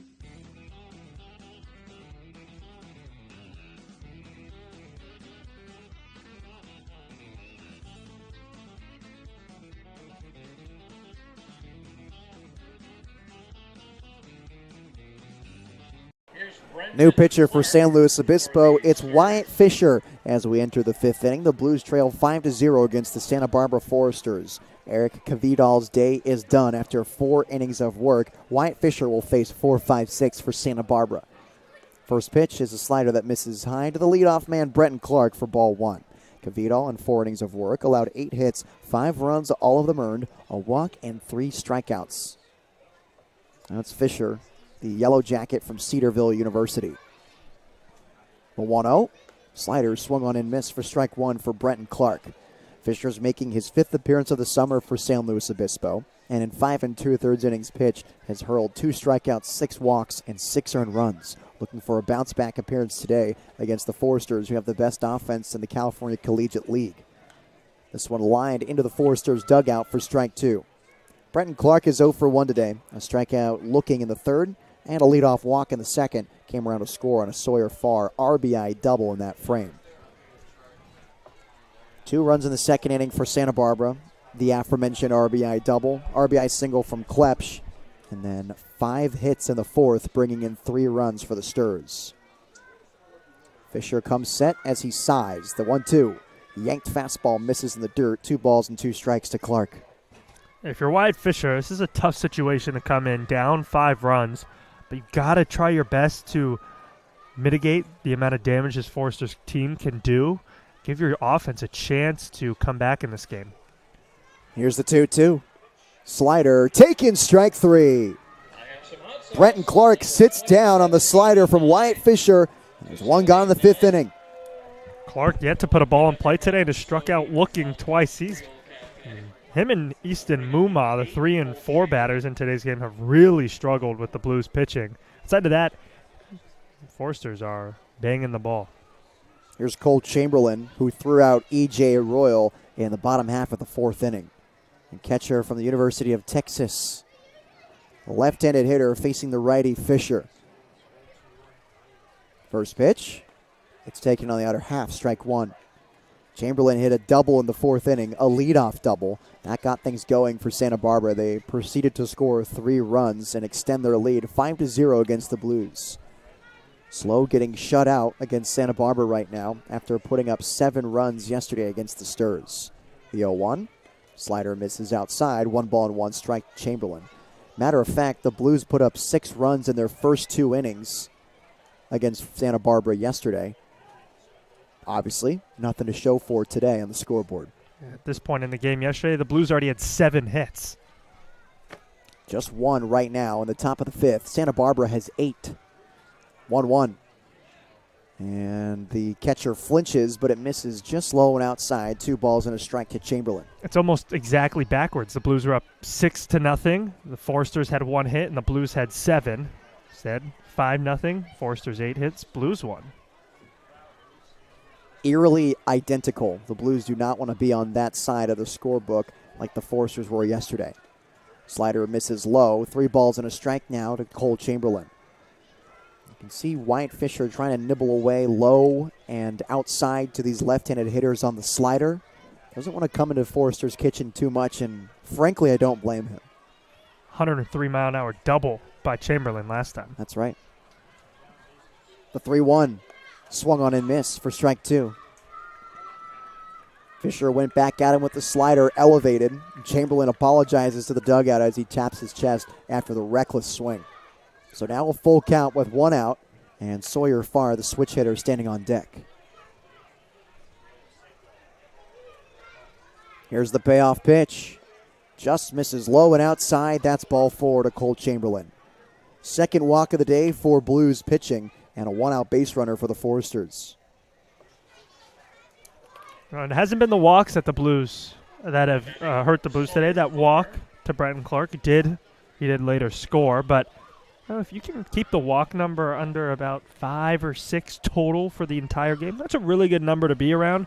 The Blues will take it if they're going to walk not that many batters around the average for the CCL, and Foresters are just going to hit and you're going to lose a game. You'll be okay with that. Showing bunt and pulling it back is Sawyer Farr as he takes it for ball 1. Yeah, and any walk number would be better than the 13 that San Luis Obispo tossed yesterday. To be 2 at this point is progress. Average lead at first base for Chamberlain as Farr stands in the 1-0. Pitch misses high, 2 balls and no strikes now. The third baseman, Brendan Comerford, playing with his toes on the infield grass after seeing that bunt attempt from Farr, where he eventually pulled back and took it for ball 1. Middle infield playing at double play depth, anticipating a ground ball to get out of the inning. The 2-0. Misses low and inside. Caruso traps it in the dirt for ball 3. A left-hander getting loose, and the Santa Barbara bullpen. Rarick having a very, very good day for the Foresters. He's faced the minimum through 4 innings of work. The 3-0. Slider in there for a strike. And we've talked about it before, Ryan, but that's just modern baseball for you, getting a slider and a 3-0 count. It's not fastball anymore. It's whatever pitch you're most comfortable with, because a lot of hitters aren't swinging 3-0. You just loft it in there. Here's 3-1. Fastball, there's a called strike. And this development of pitching any pitch in any count, pitching backwards to guys, isn't just something that's developed within the past 10 years, maybe not even the past 5, maybe 3 years, 4 years. The game is growing rapidly, and it starts here at the college level as time is called at home plate. The home plate umpire is confused. Well, the batter, Farr, definitely took his hand off the bat, and it looked like he was going to he wanted to signal it, but he very quickly took his hand off the bat and then put it right back on because Fisher had started his motion. The 3-2. Fastball off the hands of the first baseman Tellerman, who will touch first base himself. Chamberlain advances to second. No double play for the Blues. Too much of a slow roller for Tellerman. He'll just do it himself over at the first base bag, and Chamberlain's at second with 2 outs. Yeah, a good play by Tellerman to just get an out. The only thing I would say is you'd rather have a runner on first than a runner in scoring position, and right there he goes the easy way, but could have possibly got that lead runner. Here's Caleb Hoover, who smoked a double the last time he was up to drive in a run in the 4th. The South Carolina commit with a runner in scoring position and 2 outs. First pitch, leaves it high, 1 ball, no strikes. 8 hits on the day for Santa Barbara. Hoover has 1 of them. Drove in 1 of the 5 runs the Foresters have put up today, too. Top of the 5th inning here at Sinsheimer Stadium. A beautiful Wednesday evening in San Luis Obispo. Fisher checks second, now comes home. 1-0 misses inside over the shoe tops of Hoover for ball 2. Caleb Hoover, the DH, batting 7th in the driver's seat against Wyatt Fisher. Left-handed Hoover versus the righty Fisher. Hoover smashed 16 home runs this past season at Grayson College. Looking for homer number 2 this summer. Changeup misses low and outside. 3 balls and no strikes to Caleb Hoover. Caleb is 1 for 2 today. That RBI double in the 4th. And a flyout to E.J. Royal in the 2nd.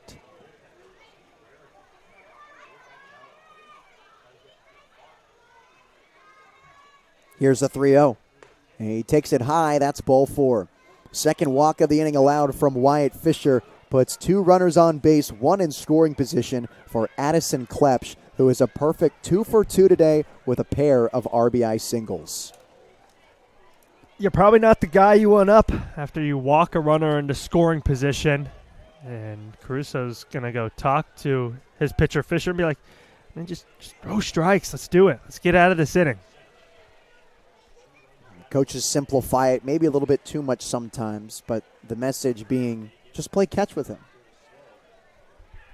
And obviously with an offense with the caliber of Santa Barbara, it's easier said than done. The Foresters tend to hammer mistakes. Chamberlain at second and Hoover at first. Here's Klepsch. First pitch misses high, 1 ball, no strikes. Addison was 1 for 3 last night after replacing Maddox Mandino at the leadoff spot for the Foresters. An RBI single and a pair of strikeouts. Klepsch has 3 RBI singles in this 3-game series against the Blues.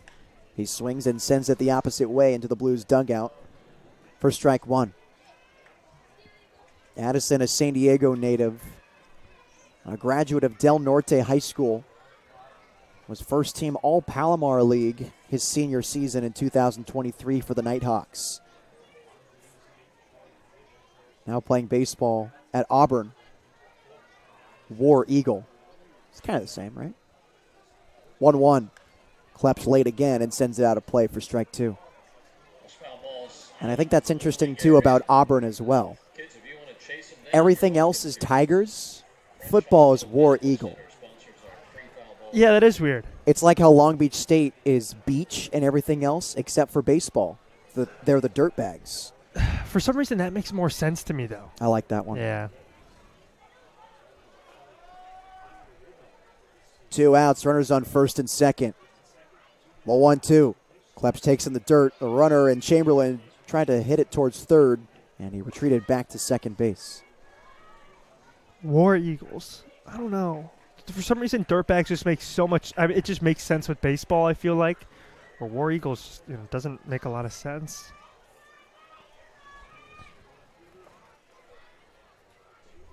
Fisher comes set. Runners on first and second. The 2-2. Driven into left field. Suzuki ranging towards the line, and he won't get there. It's off the top of the wall. Chamberlain scores. Here comes Hoover. He rounds third. The relay to the plate. One hops to Caruso, and he can't make the play. Throw over to second base, and Klepsch is in there safely. Addison Klepsch, a 2-run double. 7-0 lead for the Foresters in the fifth inning. Addison Klepsch, ownage over the Blues. I mean, 4 RBIs in today's ball game in 3 at-bats, and then yesterday had an RBI as well. Klepsch empties the bases as Coleman Ryan steps in, who is also a perfect 2 for 2. See how those walks come back to hurt you right there. Both walks you give up come to score on one swing of the bat. Here's something interesting about Auburn and War Eagle. War Eagle is a battle cry, not their mascots. So you say Auburn, War Eagle. First pitch to Ryan, misses inside, 1-0. The phrase originated as a cheer during a football game in 1892. Where were you? Against Georgia, where a Civil War vet had brought an eagle he found on a battlefield. 1-0. And that's in there for a strike, even 1-1 to Coleman Ryan. I have so many questions. What's one of them? One of them would be, you're fighting in the Civil War and you just find this eagle and you're like, you're going to be my pet now. Yeah. Like, I'm not fighting anymore. I would do that. I have a pet. Yes. You see a bald eagle out there and you can grab it, you're not going to take it? I'm in the middle of war. Called strike. 1-2 now to Coleman Ryan. You'd like to get out of the war Yes. and back home with your bald eagle. No? I mean, I wonder when he got it during the Civil War. If it was like the first year of the Civil War, I'd be like, man, did he just live in the barracks with you for years? Could have. Runner on second. It's the Auburn Tiger, Addison Klepsch. 7-0 game now following his 2 RBI double. 1-2. Misses inside. Caruso keeps it in front. Klepsch retreats back to second base. Thought he had a beat at third. Well, the Civil War ended in 1865, and this football game played by Auburn was in 1892. So many years after the Civil War ended. This general and his eagle are still around. Poke the opposite way and foul. We'll do it again at 2-2 to Coleman Ryan. And now I have more questions because a typical bald eagle lives about 20 to 30 years in the wild, about 38 years the world's oldest known wild bald eagle living is 38 right now. And that was about 30 years after the Civil War ended. So he either had like the oldest eagle in the world or it was dead. These are good points. 2-2. Over the head of the right-handed hitting Coleman Ryan, and it misses. 3 balls and 2 strikes. An unsolved mystery. Maybe he had an egg on the battlefield. Okay, that would make a lot more sense. And nursed it into a full-grown eagle. That would make a lot more sense. I feel like, honestly, that's the most reasonable outcome. Here's the payoff. Ryan takes high, and that's ball 4. Coleman Ryan with a 2-out walk. Runners on first and second for the Sturs, and an inning of terror continues for the Blues. 3 walks in the inning. Google does also say that a bald eagle can live longer at about 40 years, one that almost reached 50 years, but that's if it's receiving consistent care, and I doubt there was a ton of good care for bald eagles back in the late 1800s. Yeah, they definitely did not have the technology back then. Here's the leadoff man, Caden Miller, who flinches at the first pitch curveball, but it misses outside. 1-0. Addison Klepsch at second and Coleman Ryan at first base.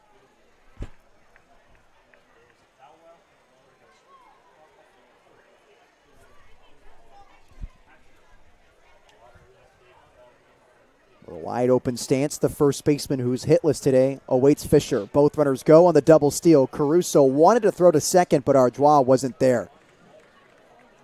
Double steal successful for the Santa Barbara Foresters. Klepsch stands at third and Ryan stands at second.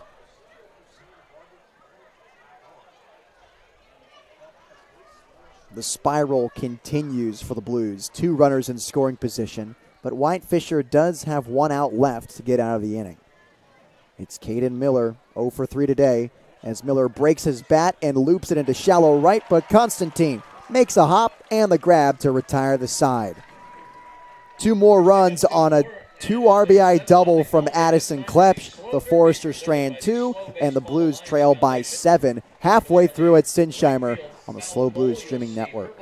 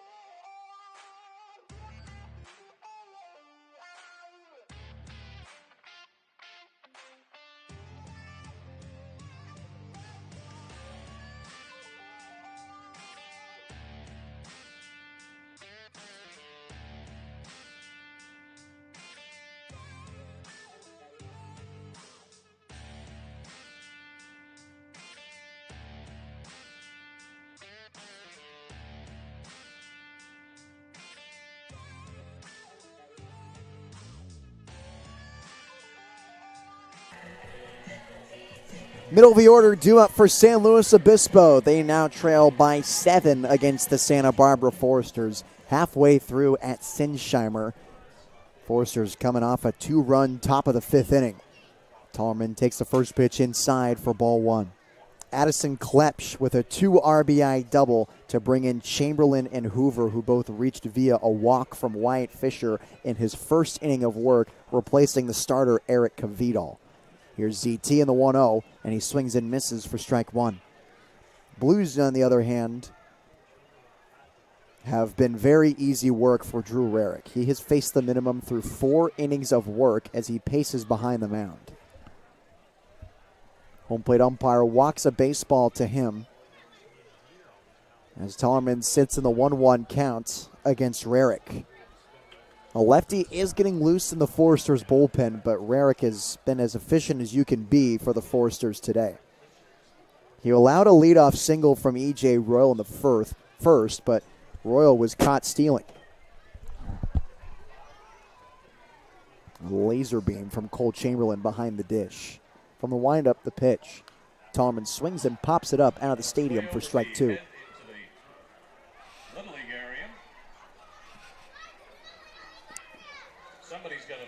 Logan Hart stands on deck for the Blues. After him, it's Kosei Suzuki. For now, it's the first baseman, Tallerman, and a Spartan from San Jose State. Here's the 1-2. Tallerman pumps, but leaves it alone. 2 balls and 2 strikes, and Rarick wanted that pitch bad.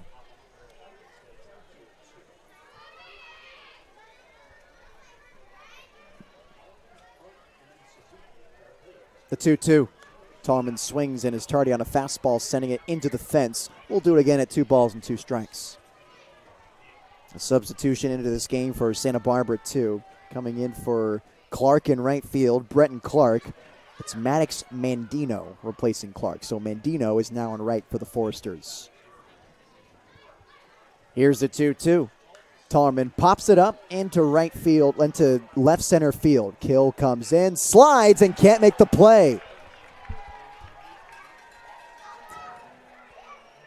Single for Zach Tallerman, the second base hit of the day for the Blues. And it leads off the 5th inning, back-to-back innings where the Blues have led it off with a base hit. Okay. I have an update on the War Eagle. You've been studying? I've been studying. Okay. So, a legend, according to the legend, a soldier from Alabama during the Battle of Wilderness came across a wounded young eagle named Anvry. Eventually named Anvry. Yes. Then the soldier cared for him, nursed him back to health. Years later, former student. We have a new pitcher, but we'll give you this history lesson while the new pitcher warms up for the Foresters. So, years later, the former Auburn student returned to his alma mater for a football game with the bird. Apparently, the bird was well known on campus, as he was a faculty member. So he'd bring the bird with him to classes and whatnot, I would assume, or whatever he did on campus. And during a game in 1892, like you mentioned, against the University of Georgia, the H-Eagle broke away from his owner during the game and began to circle the field, exciting the fans. And at the end of the game, when Auburn won, the bird fell to the ground and passed away. What? Yeah. The last hurrah for, what is it, Avery? Avery. Anvry. The last hurrah for Anvry. Yeah, so, but apparently Anvry started the War Eagle, and Anvry was not War Eagle. They call them War Eagle 1, War Eagle 2, War Eagle 3, so on. They have descendants of Anvry. They have descendants, so it looks like Anvry was the first War Eagle in 1892, and then it was about officially adopted in 1930. So about 30 or 38 years later, they officially adopted it, and since then, they had War Eagle 3 in the 60s, War Eagle 4 from 64 to 80, 5 from 81 to 86, 6 was a trooper, 20 years, 86 to 06, and then War Eagle 7 was 13 years, and War Eagle 8 is the current War Eagle. Orea. It's a big bird. Yeah, made her debut in 2018 and was officially named War Eagle 8 by the Board of Directors in 2019. So this is official, man. Yeah. Got the BOD voting on it. So Ore is a female bald eagle, and the female bald eagles do not have a white head with a yellow beak. They look like a golden eagle, which you would typically find in the foothills, which is all brown, giant wingspan, and a yellow beak. And the War Eagle was named the number 4 mascot in a poll by Fox Sports, so a well-respected mascot in the game. It's a cool-looking bird, man. There's a lot of history here. I mean, there's a full Wikipedia page. This lore goes deep. Yeah, War Eagle 7, unfortunately, was suspended from flight activities because of a chronic heart disease. Whoa. And that's when Nova, the current one, took over for the remainder of that season before being voted into an interim War Eagle. Well, here's Jaden Barfield. Drew Rarick's day is done. 4 innings of work, 2 hits, no walks, and 6 strikeouts. The runner at first is Zach Tallerman. If he were to score, that run would be under Rarick's name. So it's Barfield who faced the Blues down in Santa Barbara the last time he was out there. First pitch to Logan Hart, misses low and outside for ball 1. And in that game against the Blues, Barfield went 2 2/3, allowing no hits and 2 runs, only one of them earned, with 5 strikeouts in 2 2/3 against the Blues. The lefty strides and shoots, and the 1-0 is swung on and missed for strike 1. New look for the Blues. They saw a righty for the first couple of times, first time and a half through the order, I should say, and they got a lefty arm out there. Predominantly right-handed batting order, so maybe an advantage, Blues. The 1-1. Hart leaves it low in the dirt. 2 balls and 1 strike. Zach Tarman stands at first base. He has an average lead off the bag. Kosei Suzuki stands on deck for the Blues, and a new pitcher in Jaden Barfield replacing Drew Rarick, who was stellar against San Luis Obispo. 7-0 Foresters lead the pitch.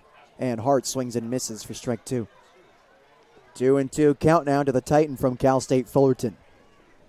Bottom of the 5th inning here. And a runner on first base. Blues only have 2 hits today. The second one coming off a leadoff single from Tollerman in this inning. Barfield comes set. The 2-2. And Hart will take the slider for strike 3. He knew it immediately. Ducked his head down and took the heel-toe express right back to the dugout. 1 out in the 5th. Yeah, not happy with himself. I don't think he was happy that he swung and missed at the 2-1 fastball, and then he watched that slider float into the strike zone and wasn't happy with himself there as well. And a bat that Hart would love to redo. So Hart's 0 for 2 now. Kosei Suzuki digs in, who is 0 for 1 with a strikeout swinging to end the second. Suzuki takes the first pitch outside, 1-0. Kosei playing in his 10th game of the summer for San Luis Obispo. 6 hits in his 25 at-bats.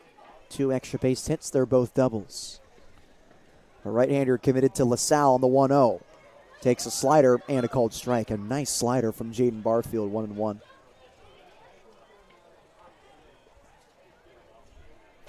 Suzuki has scored 4 runs on the summer and driven in 7 for the Blues. Making his 6th start. Kosei drills it into left field. Klepsch has a beat on it, and he leaps, and it's over his head. Tolman around second, coming around third. Suzuki's in at second base. Here comes the throw. ZT scores standing up. RBI double, Kosei Suzuki, and the Blues finally get on the board. There you go, Kosei. I think it's important to note Kosei hasn't played as it started in a game in almost 2 weeks, and the last time he did, he had a 3 RBI double. Today, an RBI double to get the scoring going for the Blues. Every time he starts, he's driving and runs. 6 start, or is this start number 7 now for him? And 8 driven in. That's a really good ratio. Yeah, had a bases clearing double the last time he started with the Walnut Creek Crawdads. A 3-run double against the Dads, that is, the last time he started in a game. He's at second base now as Comerford hits it high and deep in the air to left field, but the wind bats it down. Center fielder Keel gets it. Suzuki bluffs off second base, but he'll stay on the bag. Deep fly ball out for Brendan Comerford, and it's the second out of the 5th inning. I think Comerford just caught that one off the end of the bat a tick too early. You know, if he's more on time with that pitch, he might be off the wall. So Zach Tollerman scored. That run will go to Drew Rarick, and Charlie Caruso steps in. Caruso struck out swinging the last time he was up. Charlie making his 4th start in a Blues uniform today. It's his turn in the catching rotation that's been going. Andrews, Caruso, then Button. So Button will start tomorrow against the Orange County Riptide. Caruso takes the first pitch slider for strike 1. Left on left slider to the left-handed hitting catcher wearing the Northwestern purple shin guard on his right leg. And Northwestern purple is a real color, by the way, official color.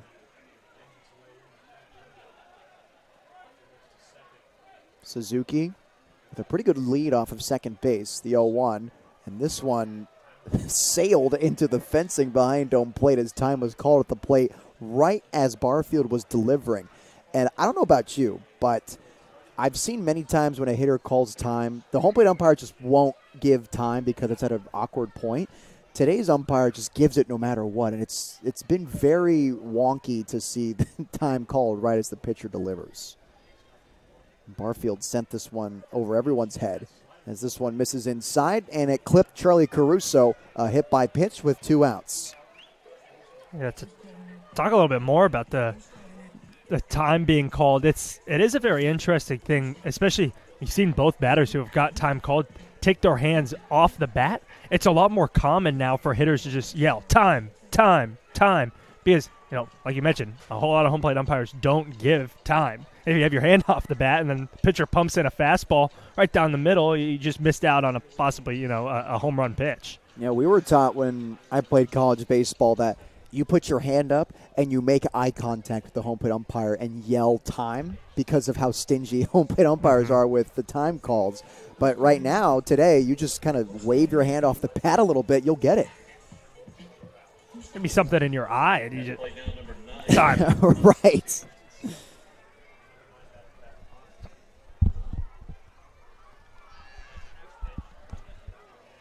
Constantine takes the first pitch outside, 1-0.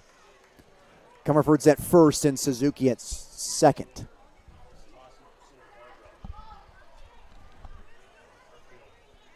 Barfield comes set, looks at second, and the lefty delivers. Constantine lines it into left center field, and it falls in front of Klepsch, base hit. Suzuki being sent home. The throw is offline. It's an RBI single for Gavin Constantine. Off the end of the bat, Rene Regalado, the third base coach, with some very aggressive coaching there, sending Suzuki. It works out for him, and the Blues tack on another 7-2.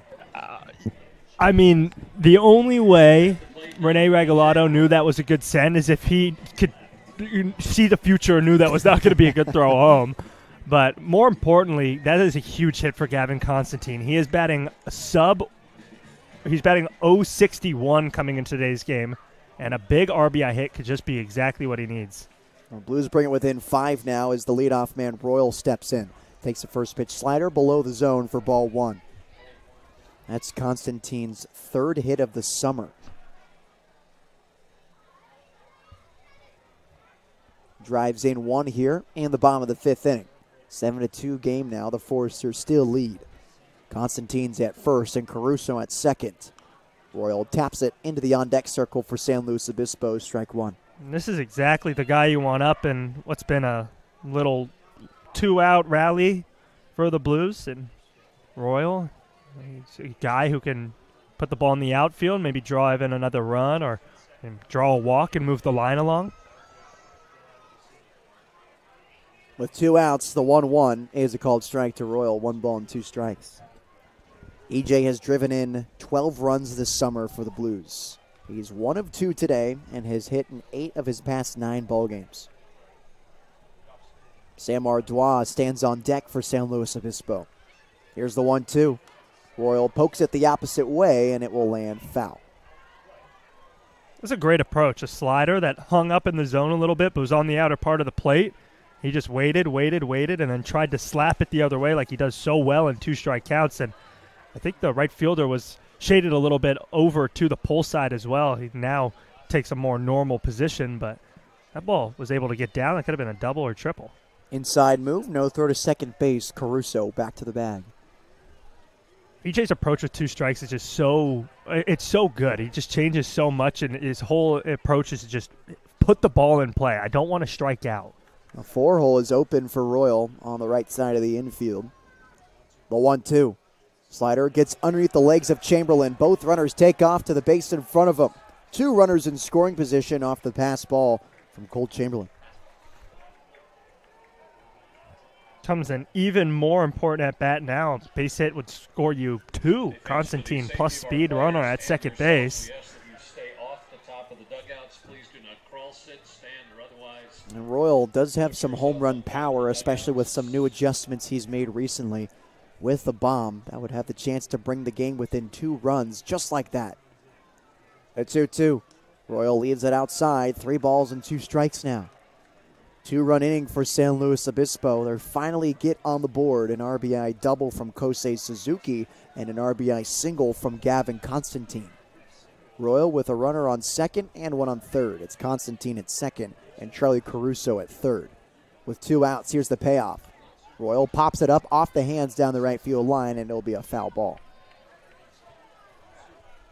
Got that slider again. That one a little tighter, had a little more break, but he was still able to see it and wait, and then foul it off. Just looking for a fastball that he could slap the other way for a base hit. As we like to say when I was growing up, wait, watch, whack.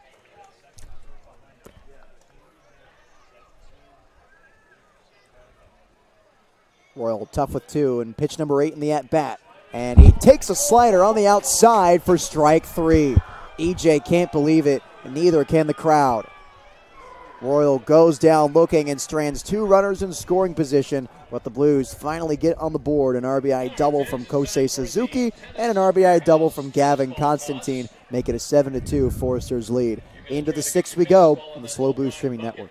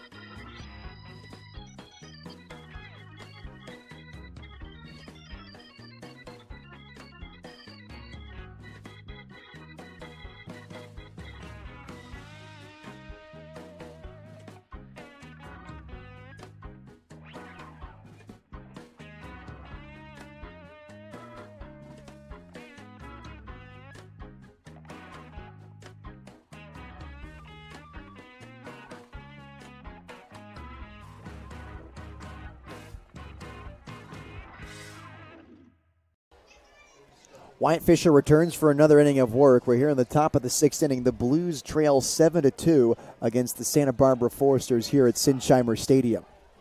It's Terrence Kill leading it off for the Sturs, and the first pitch misses outside, 1-0 to Terrence.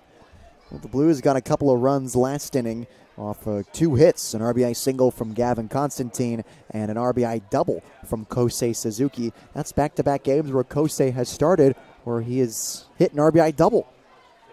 1-0. Kill slaps it to the shortstop Ardois, who gobbles it up, shuffles over to first, and makes the throw in time for the first out of the inning. Kill is 1 for 4 today now with that leadoff ground out to Sam Ardois at short, and it brings up Easton Muma, who is hitless today. Muma with a fly ball, a ground ball out, and a strikeout swinging in the first inning. A left-handed hitter from El Paso, Texas, with a slightly open stance in the batter's box, awaits Fisher's offering. The first pitch is hit right back up the middle in a single. Easton Muma with his first hit of the day for Santa Barbara, and it comes with 1 out in the 6th inning. Just sent it right back up the middle. Mumad didn't hit it too hard, but it was a nice piece of hitting for Easton to get on the board for the Sturs, and nice way to have an answer after last inning. So Brenton Clark got substituted a couple innings ago, and now it's Mannix Mandino who led off the last 2 games for the Foresters. So Clark's day is done after going 0 for 2 with a couple of strikeouts looking and a walk where he came around to score in the second. Here's Fisher from the stretch. He delivers, and it misses inside, or actually a called strike, 0-1. And this zone has been all over the place today. E.J. Royal was caught looking last inning to retire the side on a slider that was nearly in the other batter's box. And right here, a pitch that goes Fisher's way, 0-1. Average lead off first. Pitch misses high, 1 ball and 1 strike. Caruso had to come out of his crouch to get there, and an even 1-1 to Mannix Mandino. Mandino yesterday started for the Foresters, went 0 for 2 with a couple of fly ball outs and a walk in the second inning. With 1 out, here's the 1-1. Mandino takes inside, 2 balls and a strike now. Mandino in the driver's seat against Wyatt Fisher. Mannix has 1 hit in this series for the Blues. It came in Game 1 down in Santa Barbara. A single in the 5th inning in Game 1 against the Blues. Other than that, reached on a fielder's choice, a put out at first base, and a fly ball out to center field. Was also hit by a pitch, too, in that game. Here's the 2-1. Mandino takes high, and that's 3 balls and 1 strike to Mannix. Mandino, the left-handed hitter from Minden, Louisiana, and is a raging Cajun from Louisiana Lafayette.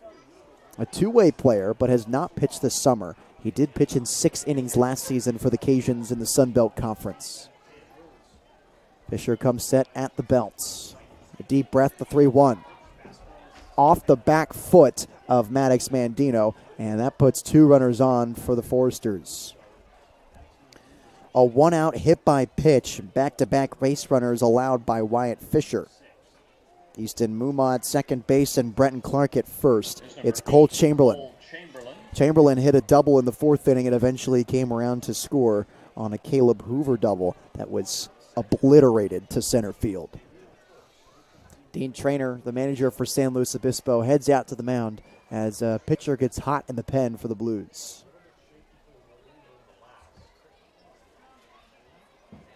Dean taking his time coming out to the hill as he exchanged some words with the first base coach for Santa Barbara and as well as the first base umpire. So Traynor will go to the pen. I think it's going to be Cooper Bagby for San Luis Obispo. Check that, Chase Vialli. Chase Vialli comes into the game for the Blues. We'll have some more info on him right after this on the SLO Blues streaming network. New pitcher in for the Blues.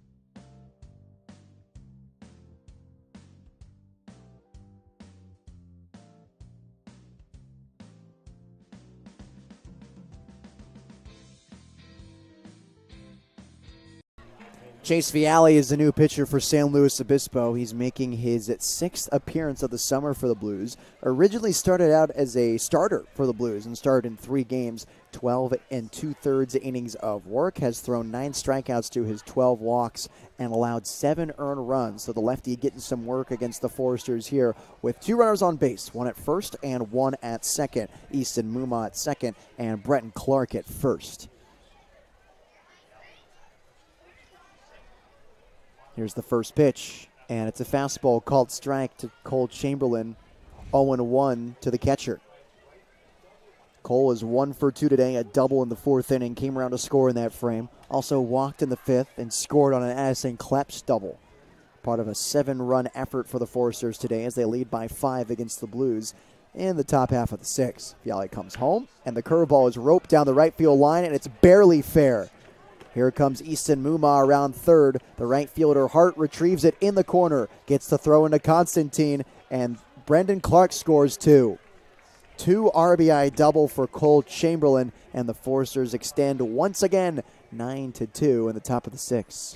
Welcome to the game, Chase Viale.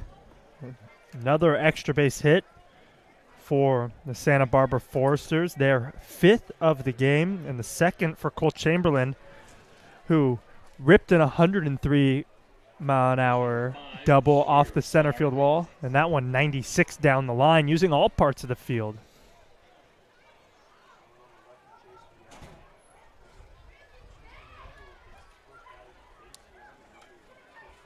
Here's Sawyer Farr now, and he takes the first pitch strike.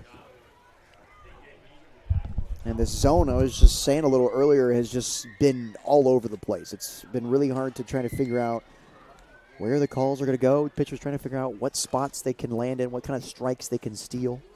It's been difficult. Pitch bounces on home plate. Easy call there. Ball 1 against Sawyer Farr, who's 1 for 3 today, an RBI double in the 2nd.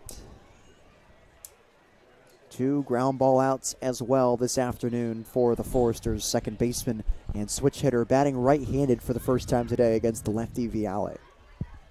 Here's the 1-1. Farr takes it outside, 2 balls and 1 strike. Viale entered today's game with a 5.16 earned run average. That might expand a little bit here following that RBI, that 2 RBI double from Cole Chamberlain.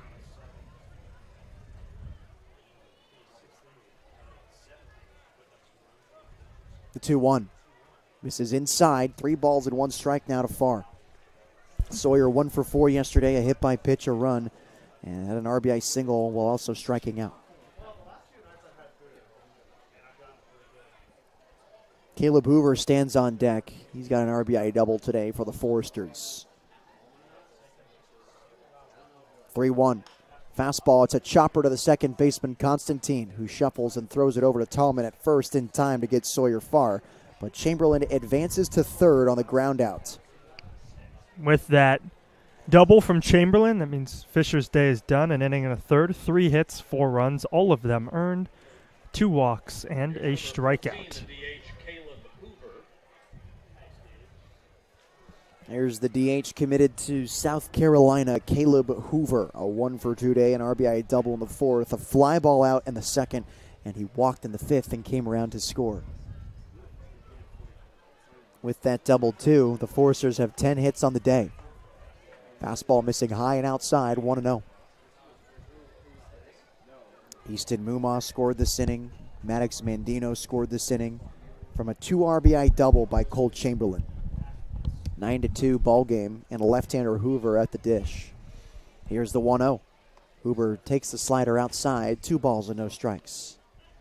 Caleb in the driver's seat against Chase Viale in his 6th appearance for the Blues this summer.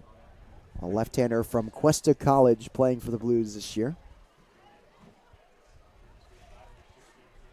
Here's the 2-0. Fastball, and it's a called strike on the outer half, 2-1.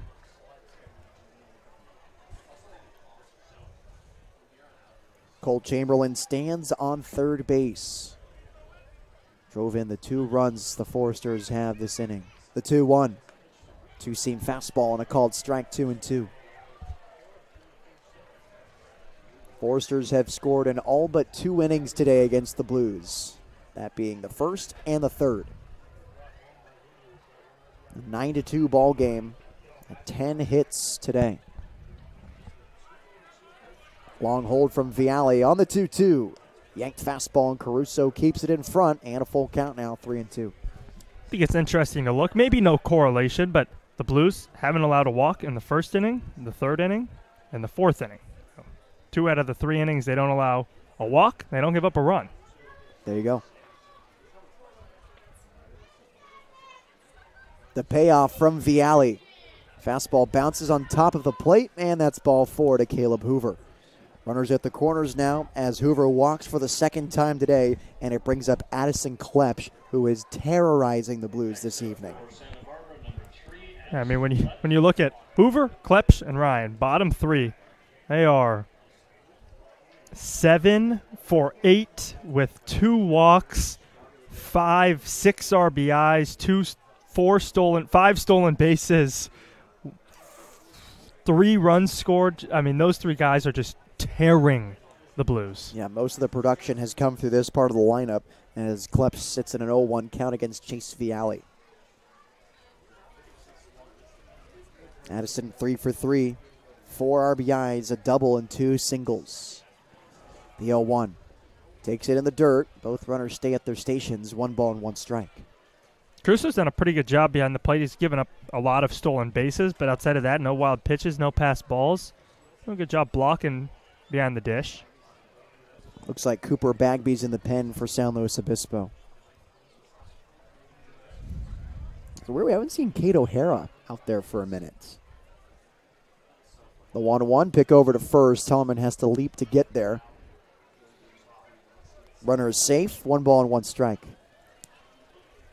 Kate O'Hara started at shortstop in game 2 of the 3-game SoCal swing against the Riptide, but exited the game early. It was assumed that he would come into pitch, but never did. Never even warmed up.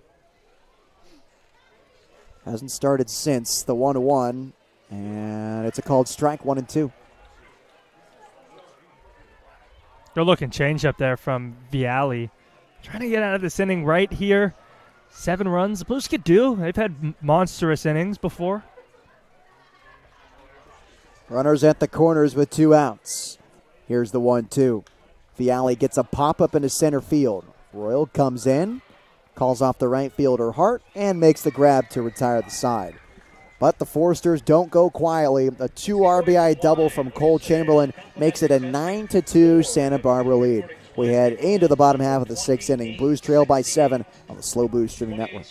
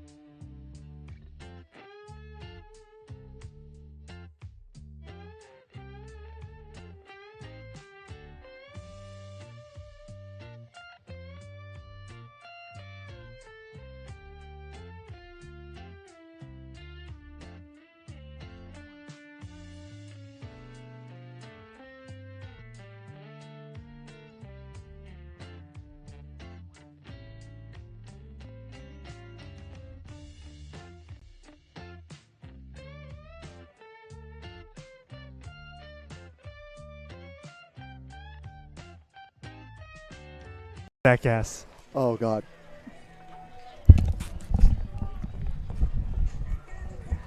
New pitcher in for the Forsters. It's a right-hander from the University of Texas, Easton Toomis. He replaces Jaden Barfield after just an inning of work. It's Sam Ardois due up for San Luis Obispo. After him, Mason Ashlock and Zach Tollerman. The exact guys you want in a deficit as big as this one against the Forsters. 9-2 Santa Barbara, and this is coming off a 2-run inning from a 2 RBI double by Cole Chamberlain. Blues have their work cut out for them as we approach the final third of this ball game. SLO is slowly running out of time. Ardois takes the first pitch slider from Toomis for strike one.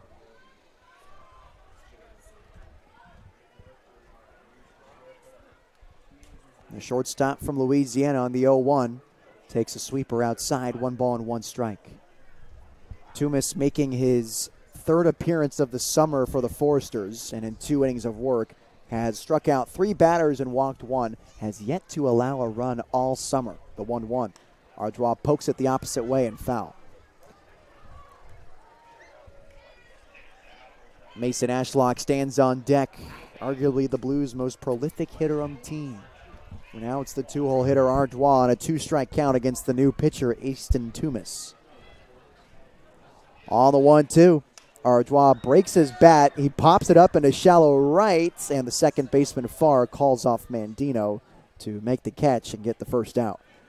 Ardois broke 3 bats in the past 2 days. I said earlier he's gonna go in the dugout. Be, hey, what lumber can I borrow? And everyone's gonna say no. Whoever just gave him a piece of lumber is gonna scream his head off in the dugout. Well, we have new technology with the bomb bat. It's a wood composite. It's technically not a wood bat, but also technically is. It's got a metal rod in the center and a foam substance surrounding the rod, and then a maple wood coating. Ashlock takes the first pitch high and tight for ball 1. So technically is a wood bat. It is legal, by the way. It doesn't sound legal, but it is. Mason Ashlock is using one right here and is sitting 1-0 against Easton Toomis. Ashlock takes the slider outside. 1 ball and 1 strike at a very, very generous zone for both sides, honestly. Ashlock is 0 for 2 today, a ground ball out and a strikeout swinging. He swings and misses over another slider here for strike 2. Just a steady diet of sliders to these Blues hitters has been the game plan for Toomis early on. Especially to Ashlock. I think CCL teams are figuring out that he's not a big fan of the slider and hammers the fastball. 1-2, and Ashlock chases the slider outside for strike 3. Back-to-back outs in the 6th inning, 2 quick and easy ones, and that brings up Zach Tollerman.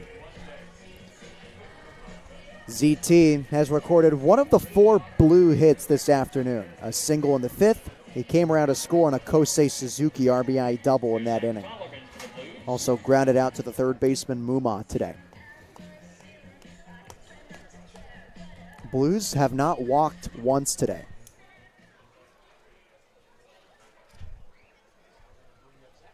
First pitch, Tallman buckled up on a slider for strike 1. Another right-hander getting loose in the pen for the Foresters. It's a little concerning. The Blues are a team that walks a lot, especially early in this year. They would walk a lot. Tallman chops it behind home plate and foul. And in this season, excluding today's game, Blues batters have walked 124 times and just under 1,000 plate appearances. So, walking 12% of the time. 0-2, Tollerman chases for strike 3. 3 up, 3 down for the new pitcher, Easton Toomis. We enter the final third of this ball game. 9-2 Foresters lead as I hand it off to Ryan Giacomini, who will take you the rest of the way on the SLO Blues streaming network.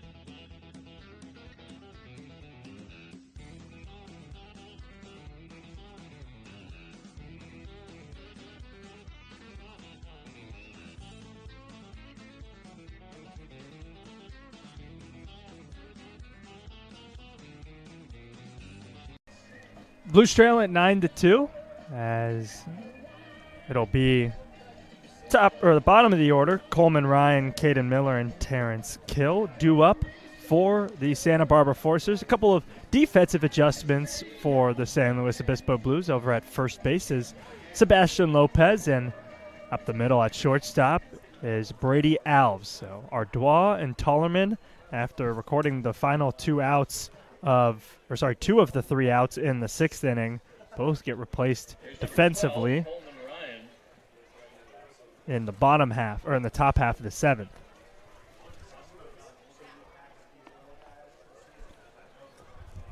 So here's Coleman Ryan as he watches a fastball for strike 1. Tollerman, a 1-for-2 day, one of the 4 Blues hits this afternoon, a single in the 5th and a ground ball out. Ardois hitless, 0-for-3 with a strikeout. Here's the 0-1. Vialli misses outside. Vialli came in the 6th inning and gave up a 2 RBI double. Neither one of those runs go on his line. And then ground out, walk, and fly out to retire the side in the 6th. Here's the 1-1. Fastball called strike 2. Last time the new shortstop Brady Alves played in a game, it was game 1 of the SoCal Swing against the Academy Barons. 1-for-4 with a single, 2 strikeouts, and a walk. Here's the 1-2. That one changeup misses in the dirt. 2 balls and 2 strikes to Coleman Ryan, who is a perfect 2-for-2 in today's game. 2 singles, 2 stolen bases, an RBI, and a walk. He's yet to score a run.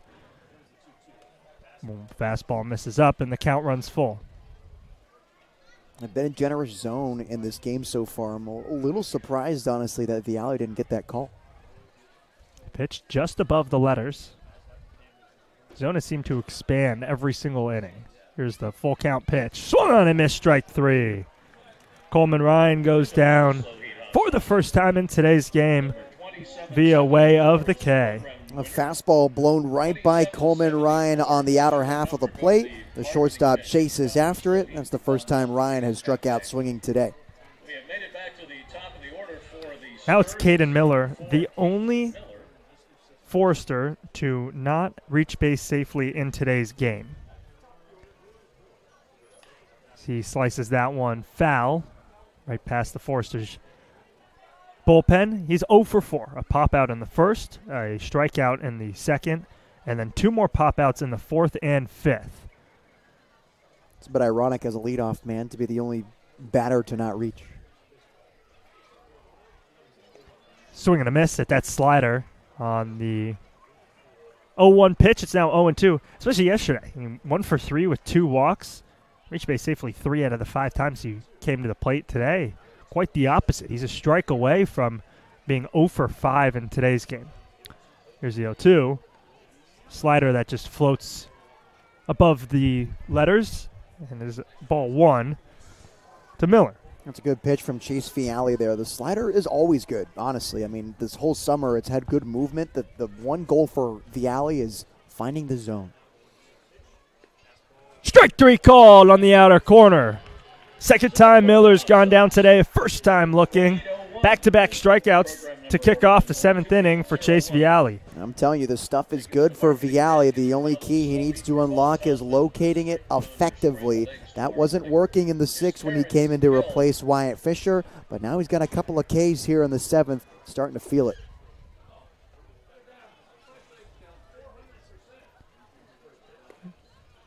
First pitch is a called strike to Terrence Kill. 1-for-4 in today's game. He went 0-for-4 in yesterday's game. A couple of hit by pitches yesterday.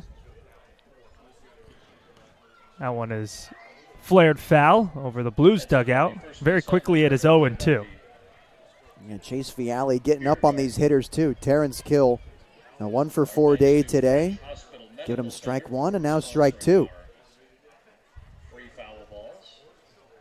Here's the pitch. That one is lined into center field. Royal will race back into his right and get there for the 3rd out of the inning.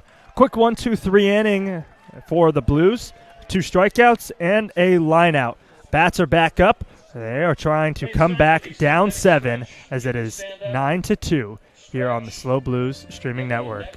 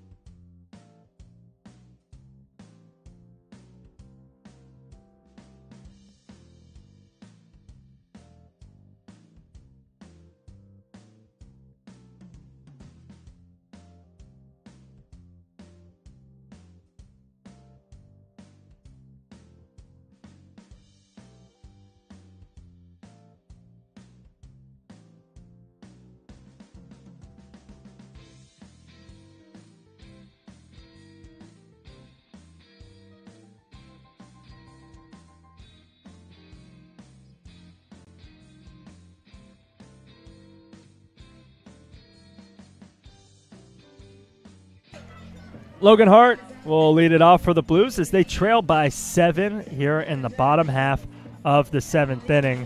Following Hart, it'll be Suzuki and Comerford. Running out of time fast here for the Blues. They got to get going quickly. Toomis is back out there. Second inning of work. Set the Blues down in order. First time as he throws ball 1 over the shoelaces of Logan Hart. 1-0, half swing. He did not go, says the third base umpire. 2-0. And maybe I'm wrong here, Nate, but I feel like there hasn't been a single check swing appeal that's been a strike this whole summer. At least at home, for sure. Here's the 2-0. Called strike on the slider right around the letters. Even for the opposing team. It's not even like it's a home field advantage type of thing. I feel like just overall there have not been any called strike appeals. Here's the 2-1. That one bounces about 4 feet in front of home plate and catches the umpire in the shoulder. He's wearing that well. Just taking a minute, walking around, brush off the plates. Chamberlain will go out and talk to his pitcher, Toomis, just to give the umpire a bit more time to rub some dirt on that one. With Chamberlain and Toomis coming off a season at UT Austin together, so they are very familiar chemistry-wise with each other.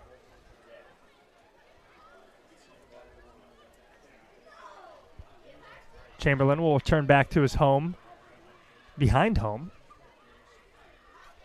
in a 3-1 count to the lefty Logan Hart with an open stance. Swings in, chops that one on the infield. It's a swinging bunt, and that's the pitcher. Toomis will touch it in fair territory. That's going to go as a infield single. All right. It's a leadoff base runner for the Blues. They have had that in 3 of the last 4 innings, and it's produced 2 runs. They're down 7 with only 9 outs to go. Now is the time to go. Pedal to the metal, and Suzuki has driven in one of the 2 Blues runs today on a double. That was in his last at-bat in the 5th. First pitch misses away. Slider caught by Chamberlain in the other batter's box. And this was a textbook swinging bunt from Logan Hart there, just hugging that first base line. It barely stayed fair, perfectly executed if it was just a bunt. Swinging and missing for strike 1 is Suzuki. Count evens up at 1-1, and Hart in a 3-1 count, definitely not what he meant to do. No. But he will take it. He's on first nonetheless. Goes down as a 100-mile-an-hour line drive in the scorebook. Suzuki fouls that one back over the press box. Ryan, we've entered the twilight zone. It's the twilight sky here this time of night. Very hard to see the baseball off the bat and in the air. We could see some chaos if either side of the ball lifts it anywhere in the field. Now more than ever, you got to communicate. Suzuki does an offer at the fastball up and away. It's 2-2. Kind of a cotton candy sky almost, a little dark. A recipe for disaster on fly balls. There's the 2-2 swung on and fouled away. Suzuki will stay alive and see another pitch.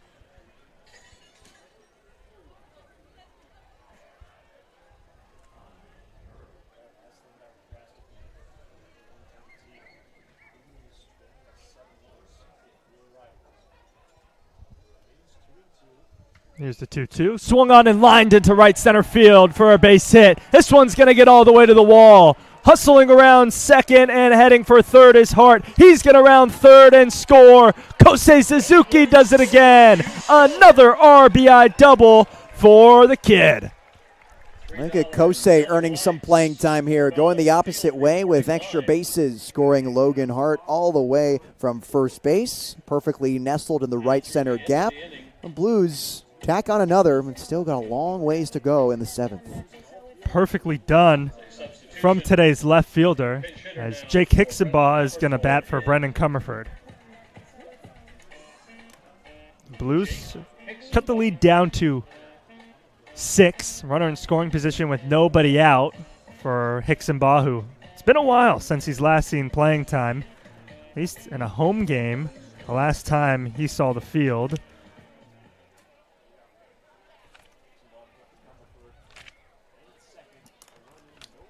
Got to go all the way back to June 6th.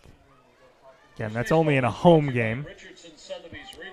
That was against the Menlo Park Legends, where he went 0 for 5 with 3 strikeouts.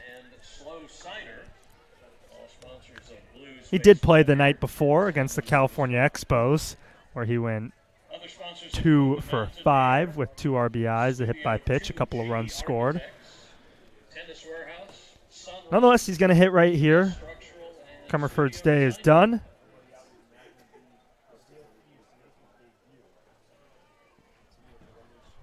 Goes 0 for 2 with a strikeout.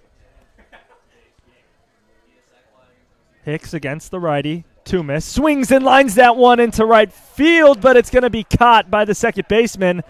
They almost have Suzuki doubled up at second. That ball, that's a top spin on it. I thought that was for sure a base hit. Yeah, Hickson hit it off the hands just a little bit, a little flare into right field far, got a good break on it, leaped and made the grab. I thought for sure it was going to find some green grass out in right field just because of the nature of where it was hit. That would plop right in between Mandino and Farr. But the rangy second baseman makes a nice play for the first out of the 7th inning. Charlie Caruso 0 for 1, a strikeout and a hit by pitch in today's game. He steps in with Suzuki still in scoring position on second with a pretty sizable lead. Tumis a long look. Now comes to the plate, and a fastball misses into Caruso. Backstop from Northwestern. Part of this catcher carousel.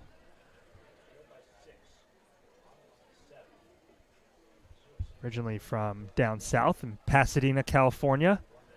Batting from the left side as he watches that one in a very similar spot for ball 2.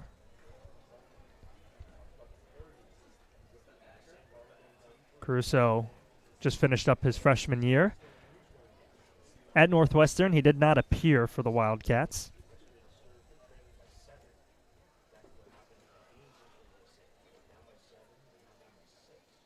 He's ahead 2-0. Back pick to second, and Suzuki almost is thrown out. That ball was not very well thrown, but they had Suzuki caught in the middle. Almost thrown out, almost hit by the throw from the catcher Chamberlain. Pitch was a ball to Caruso. He finds himself in a 3-0 count. Caruso, I mentioned, hasn't played at Northwestern, but chose to go there because, quote, it offers a perfect combination of top-tier academics and one of the most prestigious athletic conferences in America. Fair. Very good school, both academically and athletically, as he watches strike one. You seen their facilities? No. Very nice. Should I look them up? They have a field house that is on Lake Michigan, and it's a beautiful view of the water. The football team practices there. And in that field house, they have a whole section dedicated to studying. It's very nice. It's brand new. Baseball facility, very nice as well. All turf, all new.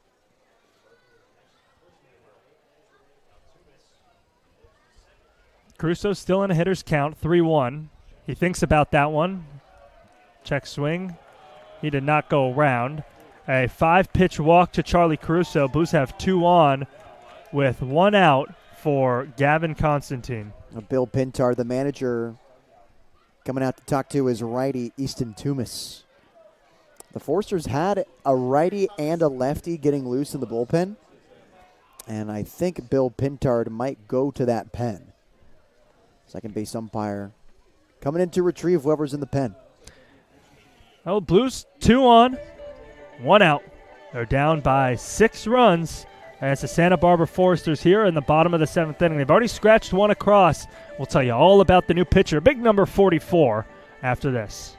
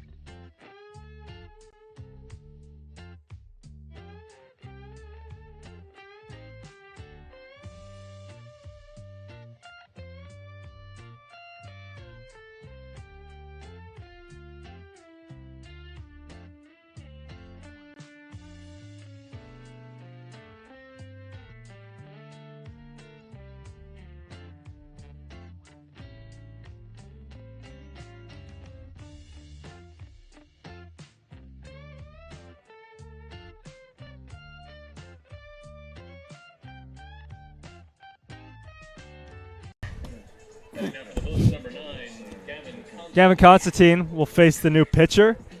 It's Steele Eves, the 6 foot, 215-pound right-hander out of the University of Arkansas and Lenoke, Arkansas. Through 9 2/3 innings for Arkansas. As first pitch to Constantine misses low, and nice 1.86 ERA, 10 strikeouts to his 2 walks, give up 9 hits. Really solid for a true freshman playing with a team that made it all the way to Omaha. That is very impressive, yes. Constantine flares that one foul off to the right. Count will even up at 1-1. The aces are free.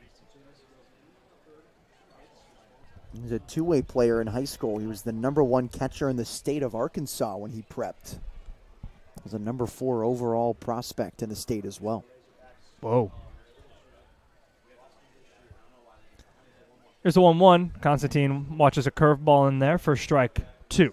But as a senior, with 118 strikeouts in 62 1/3 innings pitched, with a 1.12 earned run average. How many? 118 strikeouts. Look out. Gavin Constantine has to duck out of the way of that fastball by his head. I heard 188, and I was like, oh my God, that's a strikeout every single batter. 118 is a little more realistic. He did have 2 games in high school with 15 strikeouts his senior year. That's crazy. Yeah. Here's the 2-2 to Constantine. He fouls that one off. We'll do it again. I mean, shoot, he can hit 2 for the Razorbacks probably. A .378 average with 24 runs batted in, 9 doubles and a homer his senior year. I mean, his page at Arkansas says that he was the #1 catcher. Those stats aren't, jumping out at you, hitting-wise. Pitching, it definitely is. As Constantine chops that one on the infield, and it'll be a double play. It was caught by the pitcher, the new pitcher, Steele, and then doubled up at first was Charlie Caruso to end the inning. The Blues, however, get a run on another Kosei Suzuki RBI double. The Foresters back up, leading by 6.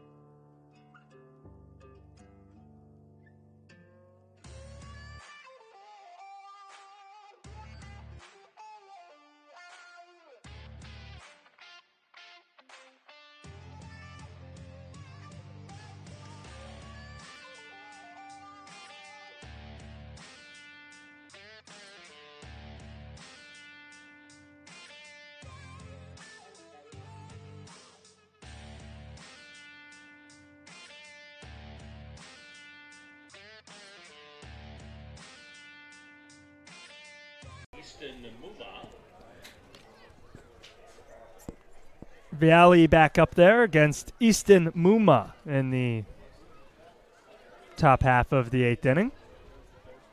Following Muma, it'll be Mandino and Chamberlain. Muma 1 for 4 in today's game. First time he's facing Viali. He scored on a Cole Chamberlain double. The last time he was up, that double came off of Vialli. So he just missed him in that 6th inning. Here's the 1-0, misses away. Jake Hicksabaugh, who pinch hit for the third baseman Brendan Comerford, will stay at third base. First time we've seen him over there this season.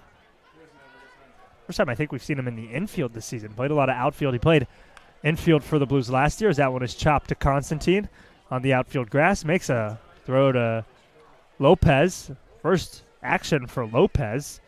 He's been in the game for a couple of innings. But that's the first time a ball's been thrown his way.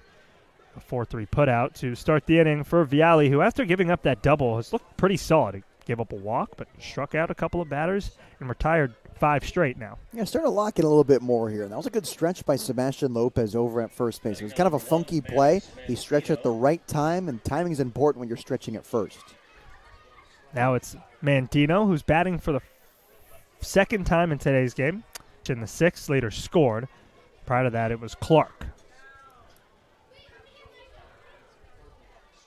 Here's the 1-0. One misses, a called strike, excuse me.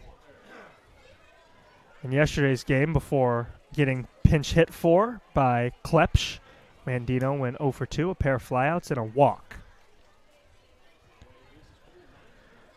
Here's the 1-1. Swung on and nubbed off the end of the bat and into center field for a base hit. Royal will scoop it up and throw it in.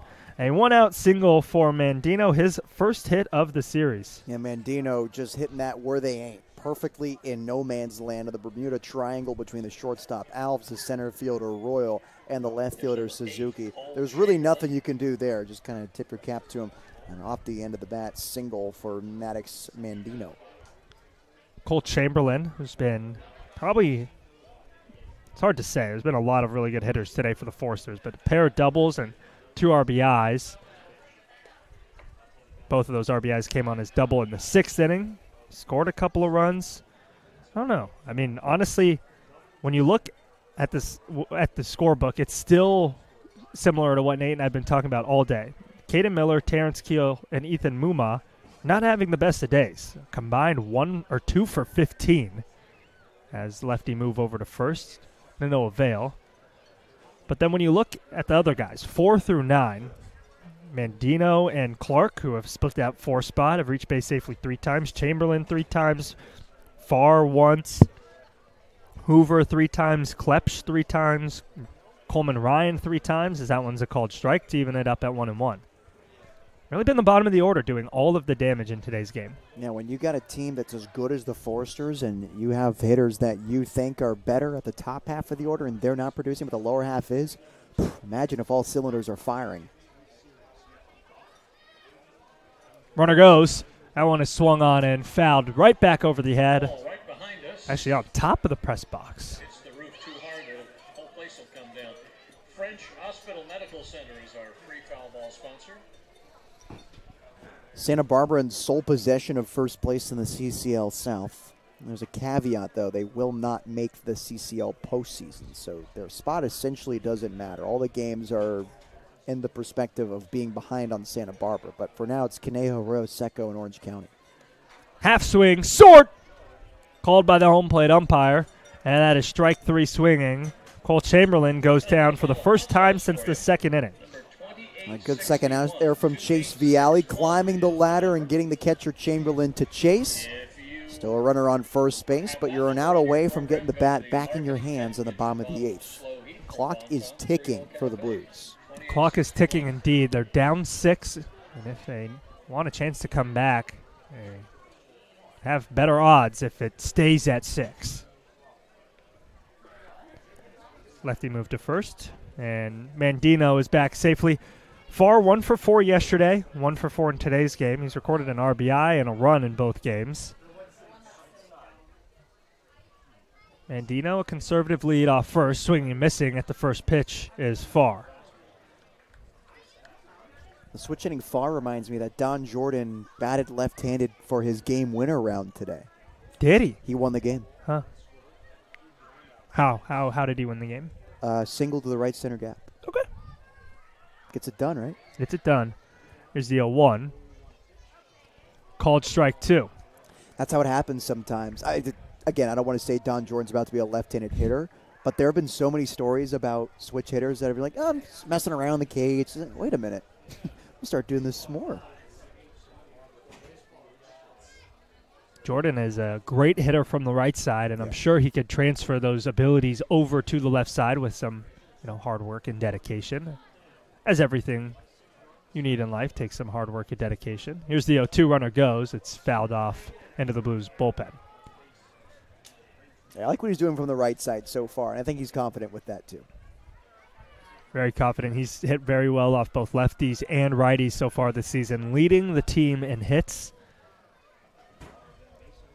Just having a little bit of fun with your teammates in batting practice. Why not? Yeah.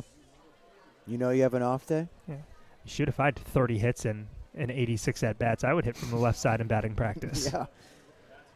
Here's the 0-2. Runner goes again, and it's fouled into the net. Do the 0-2 pitch again.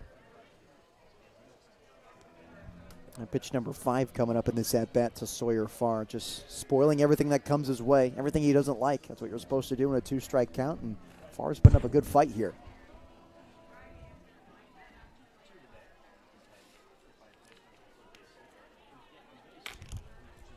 There's a pinch hitter standing on deck. Unsure of who it is. It's a number 39, not on the roster, as Caruso will talk to Vialli. And it's definitely not Caleb Hoover because it is a right-handed hitter, and Caleb Hoover is a lefty.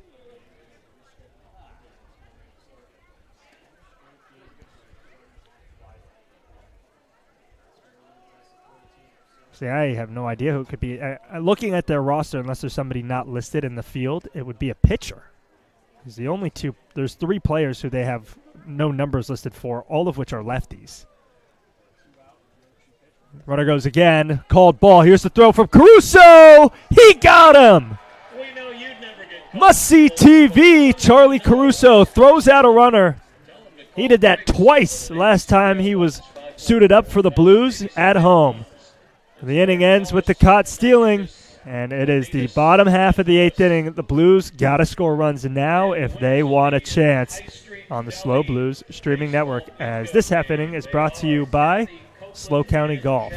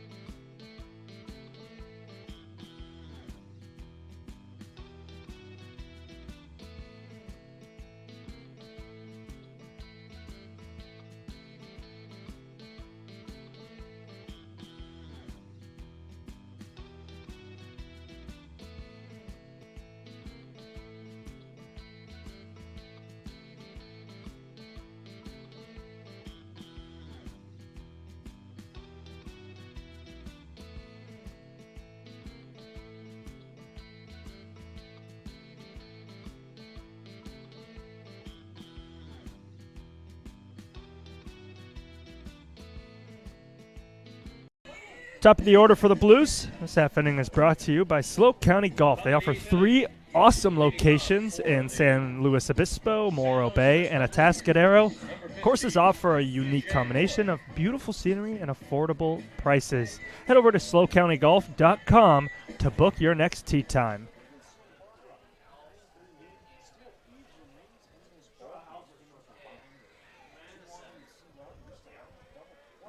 E.J. Royal looks at a first pitch strike. He's added on an extra layer under his jersey, a black hooded long sleeve. Give him some extra protection against the cold.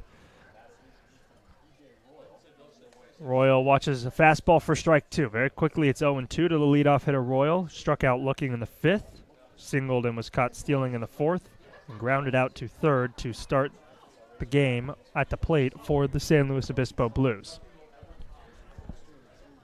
Slider right around the elbows and call the ball.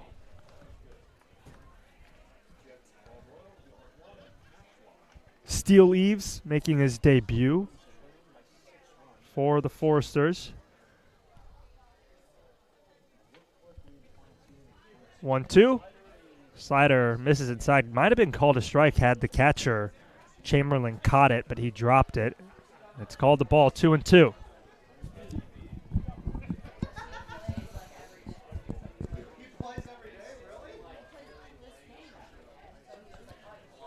Ball 3 from 0-2 to 3-2 to E.J. Royal, the leadoff batter in the game and this inning, and what is a very important inning for the Blues if they want any chance to win this game.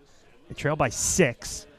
They scored 1 in the 7th inning off a Kosei Suzuki double as that one is flared into left field, sliding and catching as the left fielder Klepsch for the first out of the inning. Good play by Klepsch.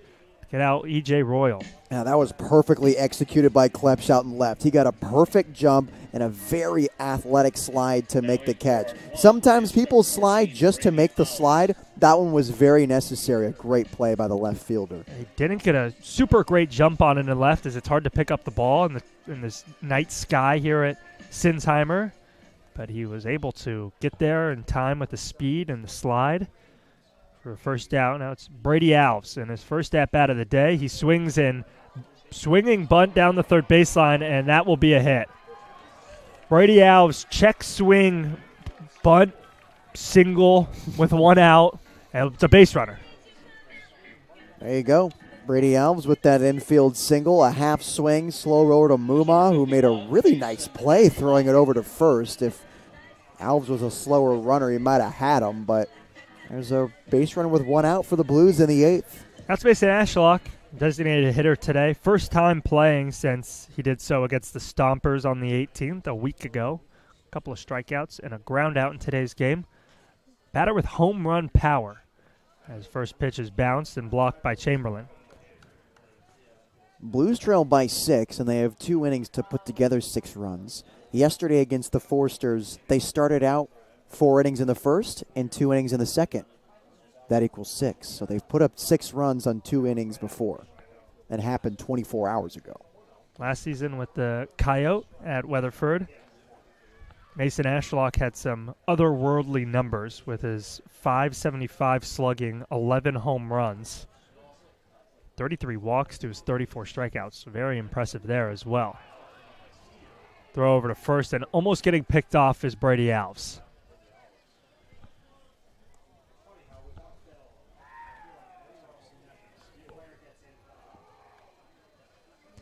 Ashlock in the portal looking for a new place to call home after a year with the Leopards at Temple College and then a year at Weatherford. Here's the 1-1. Slider nicks the inner part of the zone for a called strike 2.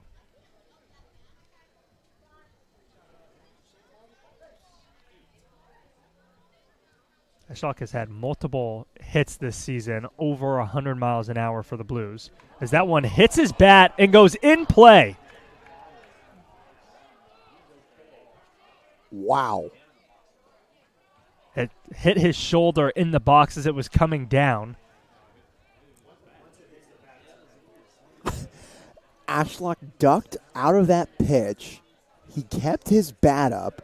It hit the bat, then his shoulder, right? Is that what I think so. Yeah. I'm hearing murmurs behind me that if it hits the bat and it's behind the shoulder, maybe it's automatically a dead ball, but I don't believe that's true.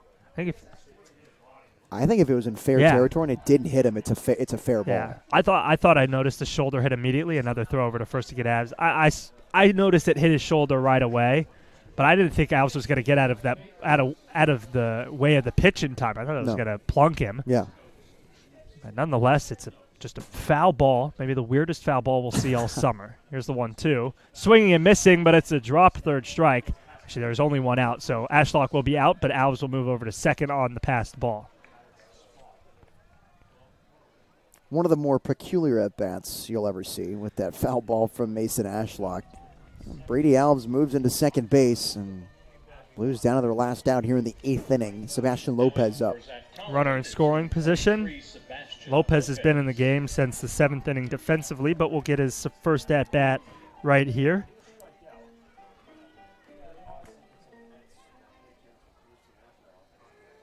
For Ashlock, that's his 3rd strikeout of the day. K number is racking up in his first game back with the Blues after some rest. First pitch to Lopez is a slider for a called strike. Lopez spent the last 2 years at Seattle U. 3 years. Took a redshirt year in 2024. Batted .213 this last year and 75 at-bats. 9 extra base hits. Good ratio there. Alves dancing off second. Sliders. Another called strike. This one on the inside part of the plate. I talked with Lopez, and he says he feels significantly stronger heading into this summer than he did last year. It's pretty noticeable. Guy's got some pythons on his arms. Yeah, last year, summer to forget, 1 for 31, with 16 strikeouts. Figured it out in Seattle. The 0-2. Swung on and missed. Strike 3. The infield single from Alves to no avail for the Blues. We head to the 9th in a 6-run ball game here on the SLO Blues Streaming Network.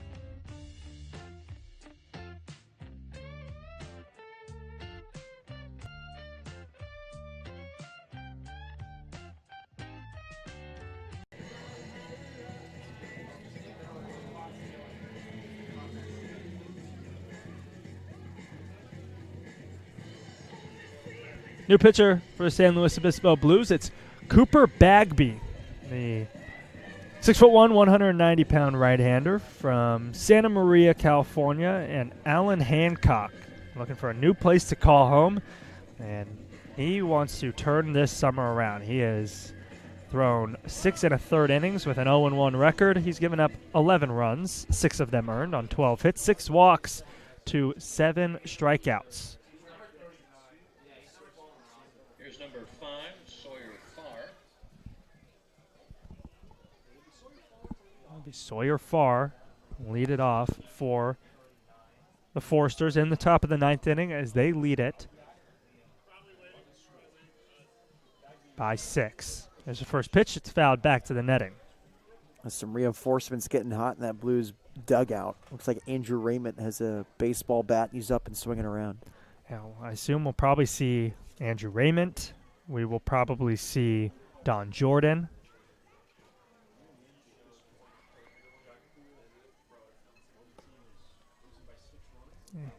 The 0-1. Fastball that misses away. 1-1. Ryan, do you ask me what's going on around the league? Yeah, what's going on around the league? The Arroyo Seco Saints and the Caneo Oaks are playing, and the Oaks just won 10-7. That's probably the second best game happening today in the CCL. Legends beat the Seagulls by 1. Fastball misses up. The Barons beat the Riptide 5-0. Riptide getting shut out by the Academy. And the Crawdads stomping Sonoma 10-1 in Sonoma.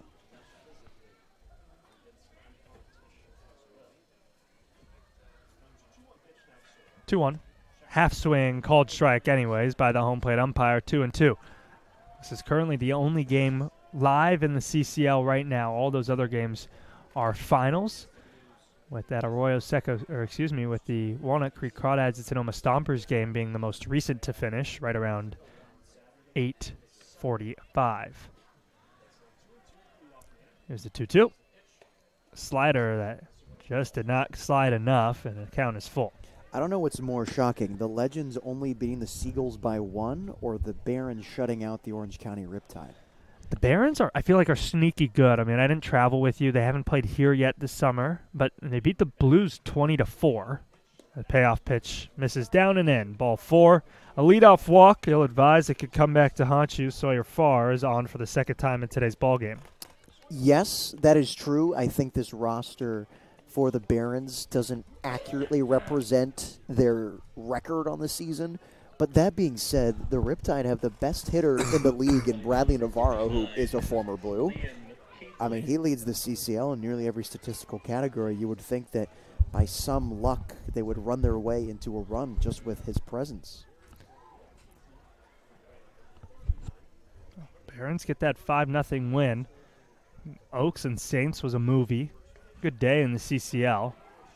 Called strike 1. I mean, the Blues, let's say, you know, they're above average team in the CCL, playing some good baseball as of late. But beating any team 20-4, that's a statement. That's heard all around the league. Runner goes. Pitch is in the dirt, and it'll get past Caruso. Heading for third is Farr. The throw is a mile high. And it's backed up by the shortstop, Alves. So a stolen base to get to second, and then a wild pitch to get over to third. And, man, Farr was flying around the bases. He got an excellent jump into second base. It was going to be stolen, whether that was a strike or a ball in the dirt. And another good jump taken off to third, forcing a bad throw from Caruso. Luckily, Alves kept it within the infield. 1-1 is fouled off, and might get your answer to the question as to why the Riptide didn't run into a run. Excuse me, that's the Oaks Saints game, the movie game. The movie game.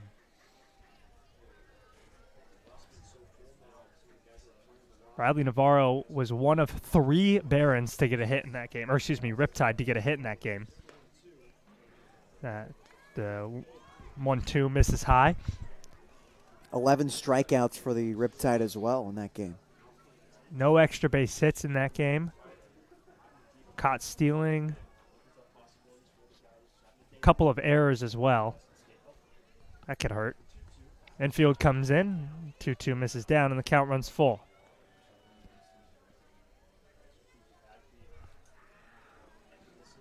DJ Akiyama with a great day for the Academy Barons. He hit a moonshot against the Blues when they played down in Compton. A couple of base hits, a run scored. Called strike 3, right around the knees. I got some hot sauce for you. If your number is 29, Caleb Hoover goes down looking. go to the marketing tent, get your Excuse me, that was not Caleb Hoover. That was that pitch hitter we talked about in the last half inning, who we do not know the name of. Number 39, a right-handed batter. Sees 6 pitches and strikes out.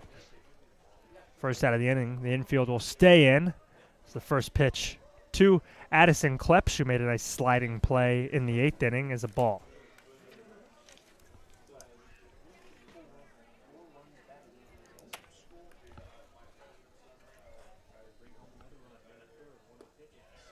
Slider is a called strike, 1-1. And if I were to give out a dog of the day for the Foresters, it would be Klepsch. Not Cole Chamberlain? No. Sorry, Cole, but I think the 4 doubles, the 4 RBIs, the double, 3 stolen bases, 2 runs scored, I think it outweighs the fact that he had an extra base hit. 2 doubles, 2 runs driven, and 2 runs scored. I think I would rather have 4 RBIs, 3 hits, so an extra hit, 3 stolen bases, and a run scored. Yeah, okay. Yeah. I think it's a good argument for sure. 2-1. Whoa. Watch your head. Count runs to 3-1. I mean, honestly, I think you could give dog of the day to the 5 through 9 hitters. Yeah. Get them all in one little Polaroid.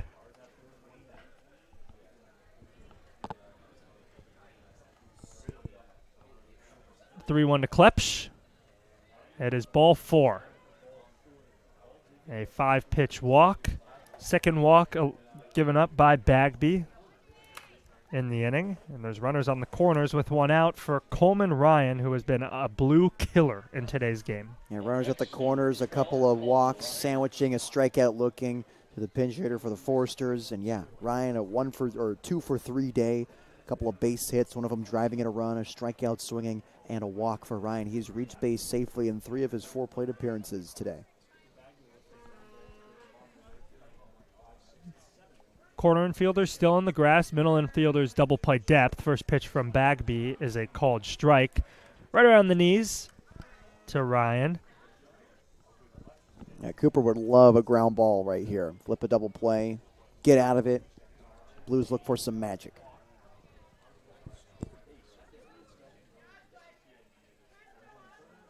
The 1 misses high. Ryan making his Foresters debut yesterday, went 0 for 3 with an RBI and a walk, and then today picked up his first 2 hits in a Foresters uniform as Dean Traynor will walk on out and talk to Bagby. Yeah, Cooper has had a difficult time finding the strike zone in his first inning of work and really this whole summer. And Dean Traynor just wants to hit the reset button, tell him to calm down here and try to find the zone. Just want to get a ground ball, and you're out of it. 1 pitch, and we can go back to offense. Ryan is not an easy runner to double up, however. He has 2 stolen bases in today's game. Very quick runner getting down that line.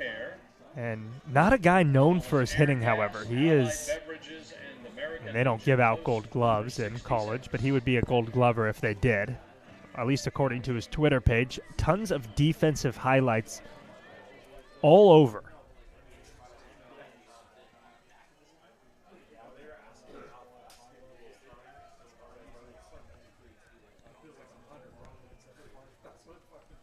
The ace is free offering to the 9-hitter. Up by the elbows. Ball 2. I think there's something interesting about Texas Tech where Coleman Ryan goes to school. They're the Red Raiders, right? Mm-hmm. And they have their NIL fund. And you know how different schools have different NIL funds, and there's different names for them. Fastball called strike on the outer part. Ryan didn't think so. Like at Arizona State, we call it the Sun Angel Collective. Mm-hmm. Theirs is the Matador Collective. A Matador is very different than a Red Raider. Yeah. Because a Raider is like a cowboy, a pillager. A Matador fights bulls. The 2-2 misses inside. That is very interesting. I wonder why that is. See, they do fight bulls probably in Lubbock. There's a lot of farming happening out there, but it's not a formal bull fight. If you've seen Landman, which I'll give you $200 if you've seen Landman. I have not. Full count, strike 3. Another strikeout looking deja vu for Cooper Bagby, his second strikeout of the inning, both of them looking. Walk K, walk K. That's how this inning has gone in the 9th inning. 2 gone here for the leadoff man, Caden Miller, who is hitless today. The only Foresters batter that is hitless that started this game and is still in as that one gets past Caruso behind the dish. They might have a play at the plate. but there's no play. And another run scores. It's 10-3. Yeah, pass ball underneath the wickets of Charlie Caruso, and just another run tacked on. The Foresters reach double digits in the ninth, 10-3. Blues have a uphill battle in the bottom of the ninth if they want to come back and win this game. They now trail it by 7, like they have for most of the game, to be honest. That was a runner on second. Called strike. Counts even at 1 ball and 1 strike. Landman's a show I think you'd like, Ryan. Let's see. It's very bro-y. It's very manly. It's about Landman. oil and greed. See, I probably wouldn't. And violence. Oh, misses outside. 2-1. Billy Bob Thornton, not a fan? Do you know who Billy Bob Thornton is? Nope. It's on Paramount, and it's in Lubbock, and like everyone goes to Texas Tech there. Actually, the main character's son dropped out of Texas Tech to go to his dad's oil rig. 2-1 is swung on and fouled off. I was going to watch the trailer, but it's 6 minutes, so I'm not going to do that. Trailers nowadays, I mean, it just shows you too much. Yeah. It says plot reveal. I don't want to know the plot. Yeah, why would you I want to watch that? the show. If I want to know the plot, I want to watch the show. Attention span is in the dumpster.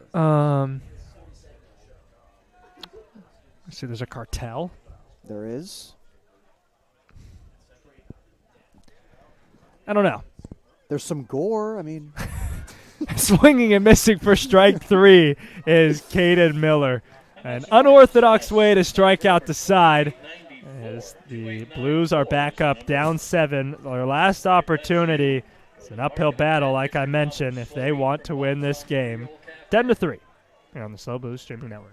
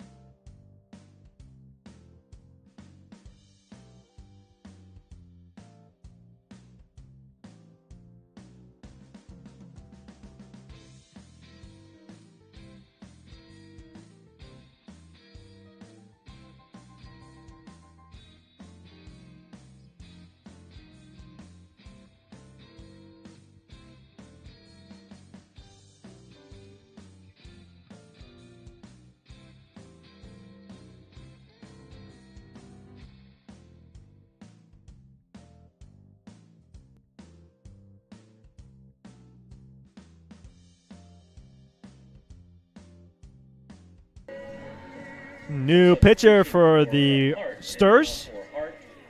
It is Zach James, the 6'3" righty from Flower Mound, Texas. Currently a Horned Frog at TCU. 4 starts and 10 appearances this last year for the Horned Frogs, a 3-0 record, 20 innings pitched, 26 hits, 16 earned runs, 5 walks to his 14 strikeouts. Looks like he struggled to keep the ball in the yard, gave up 5 home runs in 20 innings. Aside of that, though, pretty solid numbers for the true freshman. there is something to point out about TCU's baseball field that relates to those 5 home run numbers for Zach James, though. Pinch hitter for the Blues is Andrew Raymond as he swings and misses. Logan Hart is done, 1 for 3 day. The wind out to left field, oh my goodness, jets out. It is so strong out to left. Here's the 1-1. Called strike on the slider to Raymond.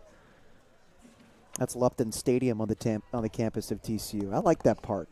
Very intimate, very clean. He spent a couple of days there. Yeah. For Blaze Radio. That's right. Swinging and missing for strike 3 is Raymond. The Blues have 2 outs to score 7 runs. And Raymond goes down swinging, not the tempo you want to get off to. 3 Blues in a row have struck out Ashlock, Lopez, and now Raymond. Kosei Suzuki steps in. He struck out in the 2nd inning. Since then, pair of doubles, pair of RBIs. Good day for Kosei, regardless of the score. He has 2 extra base hits. And I mentioned this earlier in the game, and Nate and I mention it all the time, but the extra base hit number, 3 is where you want to be at. If Kosei Suzuki hits an extra base hit here, he'll have all 3 for the Blues. Huh. A magical number that Nate and I have made up.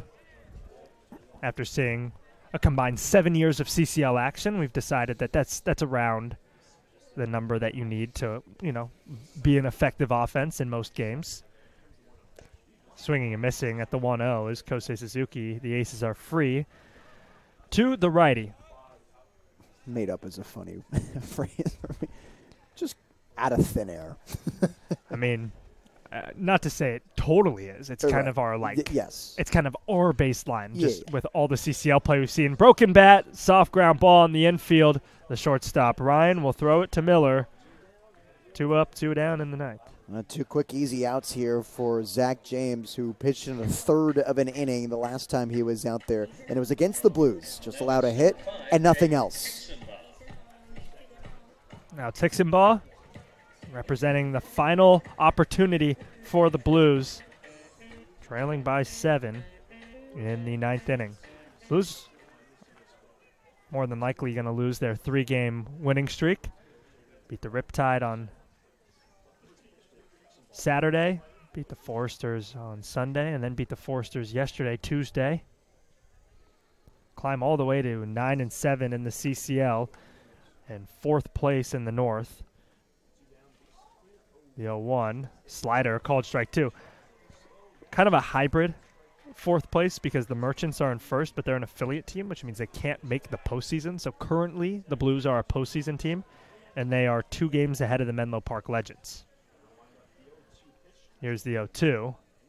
Swung on and missed. No, he did not go, says the first base umpire. And, I mean, that was almost a full swing. I have no idea how that was not called a swing by the third base umpire. Hey, yeah, another life for Jake Hicksonbaugh, though. Lock back in and dig into this at-bat. Try to make it hurt against the Foresters now. Hicksonbaugh recently announced his commitment to CSU Pueblo, so just trying to get some reps in before heading up to Colorado as he swings and misses at the next pitch. Final out at 9:27 p.m. A 3-hour and 24-minute game. Nate, what are your thoughts about today's game? Well, the Blues did it again with those strikeout numbers. 14 on the night for this offense. It is very, very hard to win games like that when you're striking out that many times. Only 1 walk, and it was to Charlie Caruso in the 7th. The offense just really never got going. It was just the 5th where they got those 2 runs from Suzuki and Tallerman coming in to score from that Suzuki RBI double and the Constantine RBI single. There was some magic there. 7-2 ball game, and honestly, it felt like the Blues had a chance to come back and at least tie it against the Foresters, but offense just kind of fell flat, and the Foresters pitching had their way with the Blues offense today. Yeah, it was not a great game for the Blues, and Nate and I mentioned in the pregame show, you can strike out 13 times if you're going to score 7 runs. Today, the Blues strike out 14 times, and the offense doesn't show up elsewhere. That can't happen. The Blues, honestly, offensively, 7 hits is, a pretty average game. The Foresters had 12 with their 10 runs. There's not really timely hitting other than in that 5th inning and that 7th inning. But outside of that, you leave a base hit stranded in the 8th. You get caught stealing on the first base hit of the game in the 4th. Some other hits here and there that are just left on the pass. Blues lose this one 10-3. A game tomorrow against the OC Riptide, Jersey night. Nate and I will be sporting our jerseys. Nate, what are you wearing? I want the viewers to find out at the pregame show tomorrow. Okay. Stay tuned. All right, so we'll stay tuned. I have quite the collection. And I was thinking, should I do 9 jerseys in 9 innings? Or would that be crazy? I would love that. Okay. You should do that. Okay, I'll do it then. It's possible for you? I have like 15, maybe. Oh, my God. Yeah, I was going to delegate something to the other interns, but I guess I'll just be selfish. They can have it after I wear it in its respective inning. Yeah. So, and I'll come up with some sort of game plan. So there's like a theme or something. I don't know. I'll get creative. Are you that clever? No. Okay. I'll ask ChatGPT. There you go. Will help me out. Critical thinking out the window. I have these jerseys. Please create some sort of theme for me. Thanks, ChatGPT. The final here, 10-3. The Blues lose it on a cold evening here in San Luis Obispo. They snap their 3-game winning streak as they have 3 more at home to end the week. Well, thanks so much for joining us. Ryan Giacomini alongside Nate Mills here on the SLO Blues Streaming Network. We will see you all tomorrow for Jersey night. Have a great night.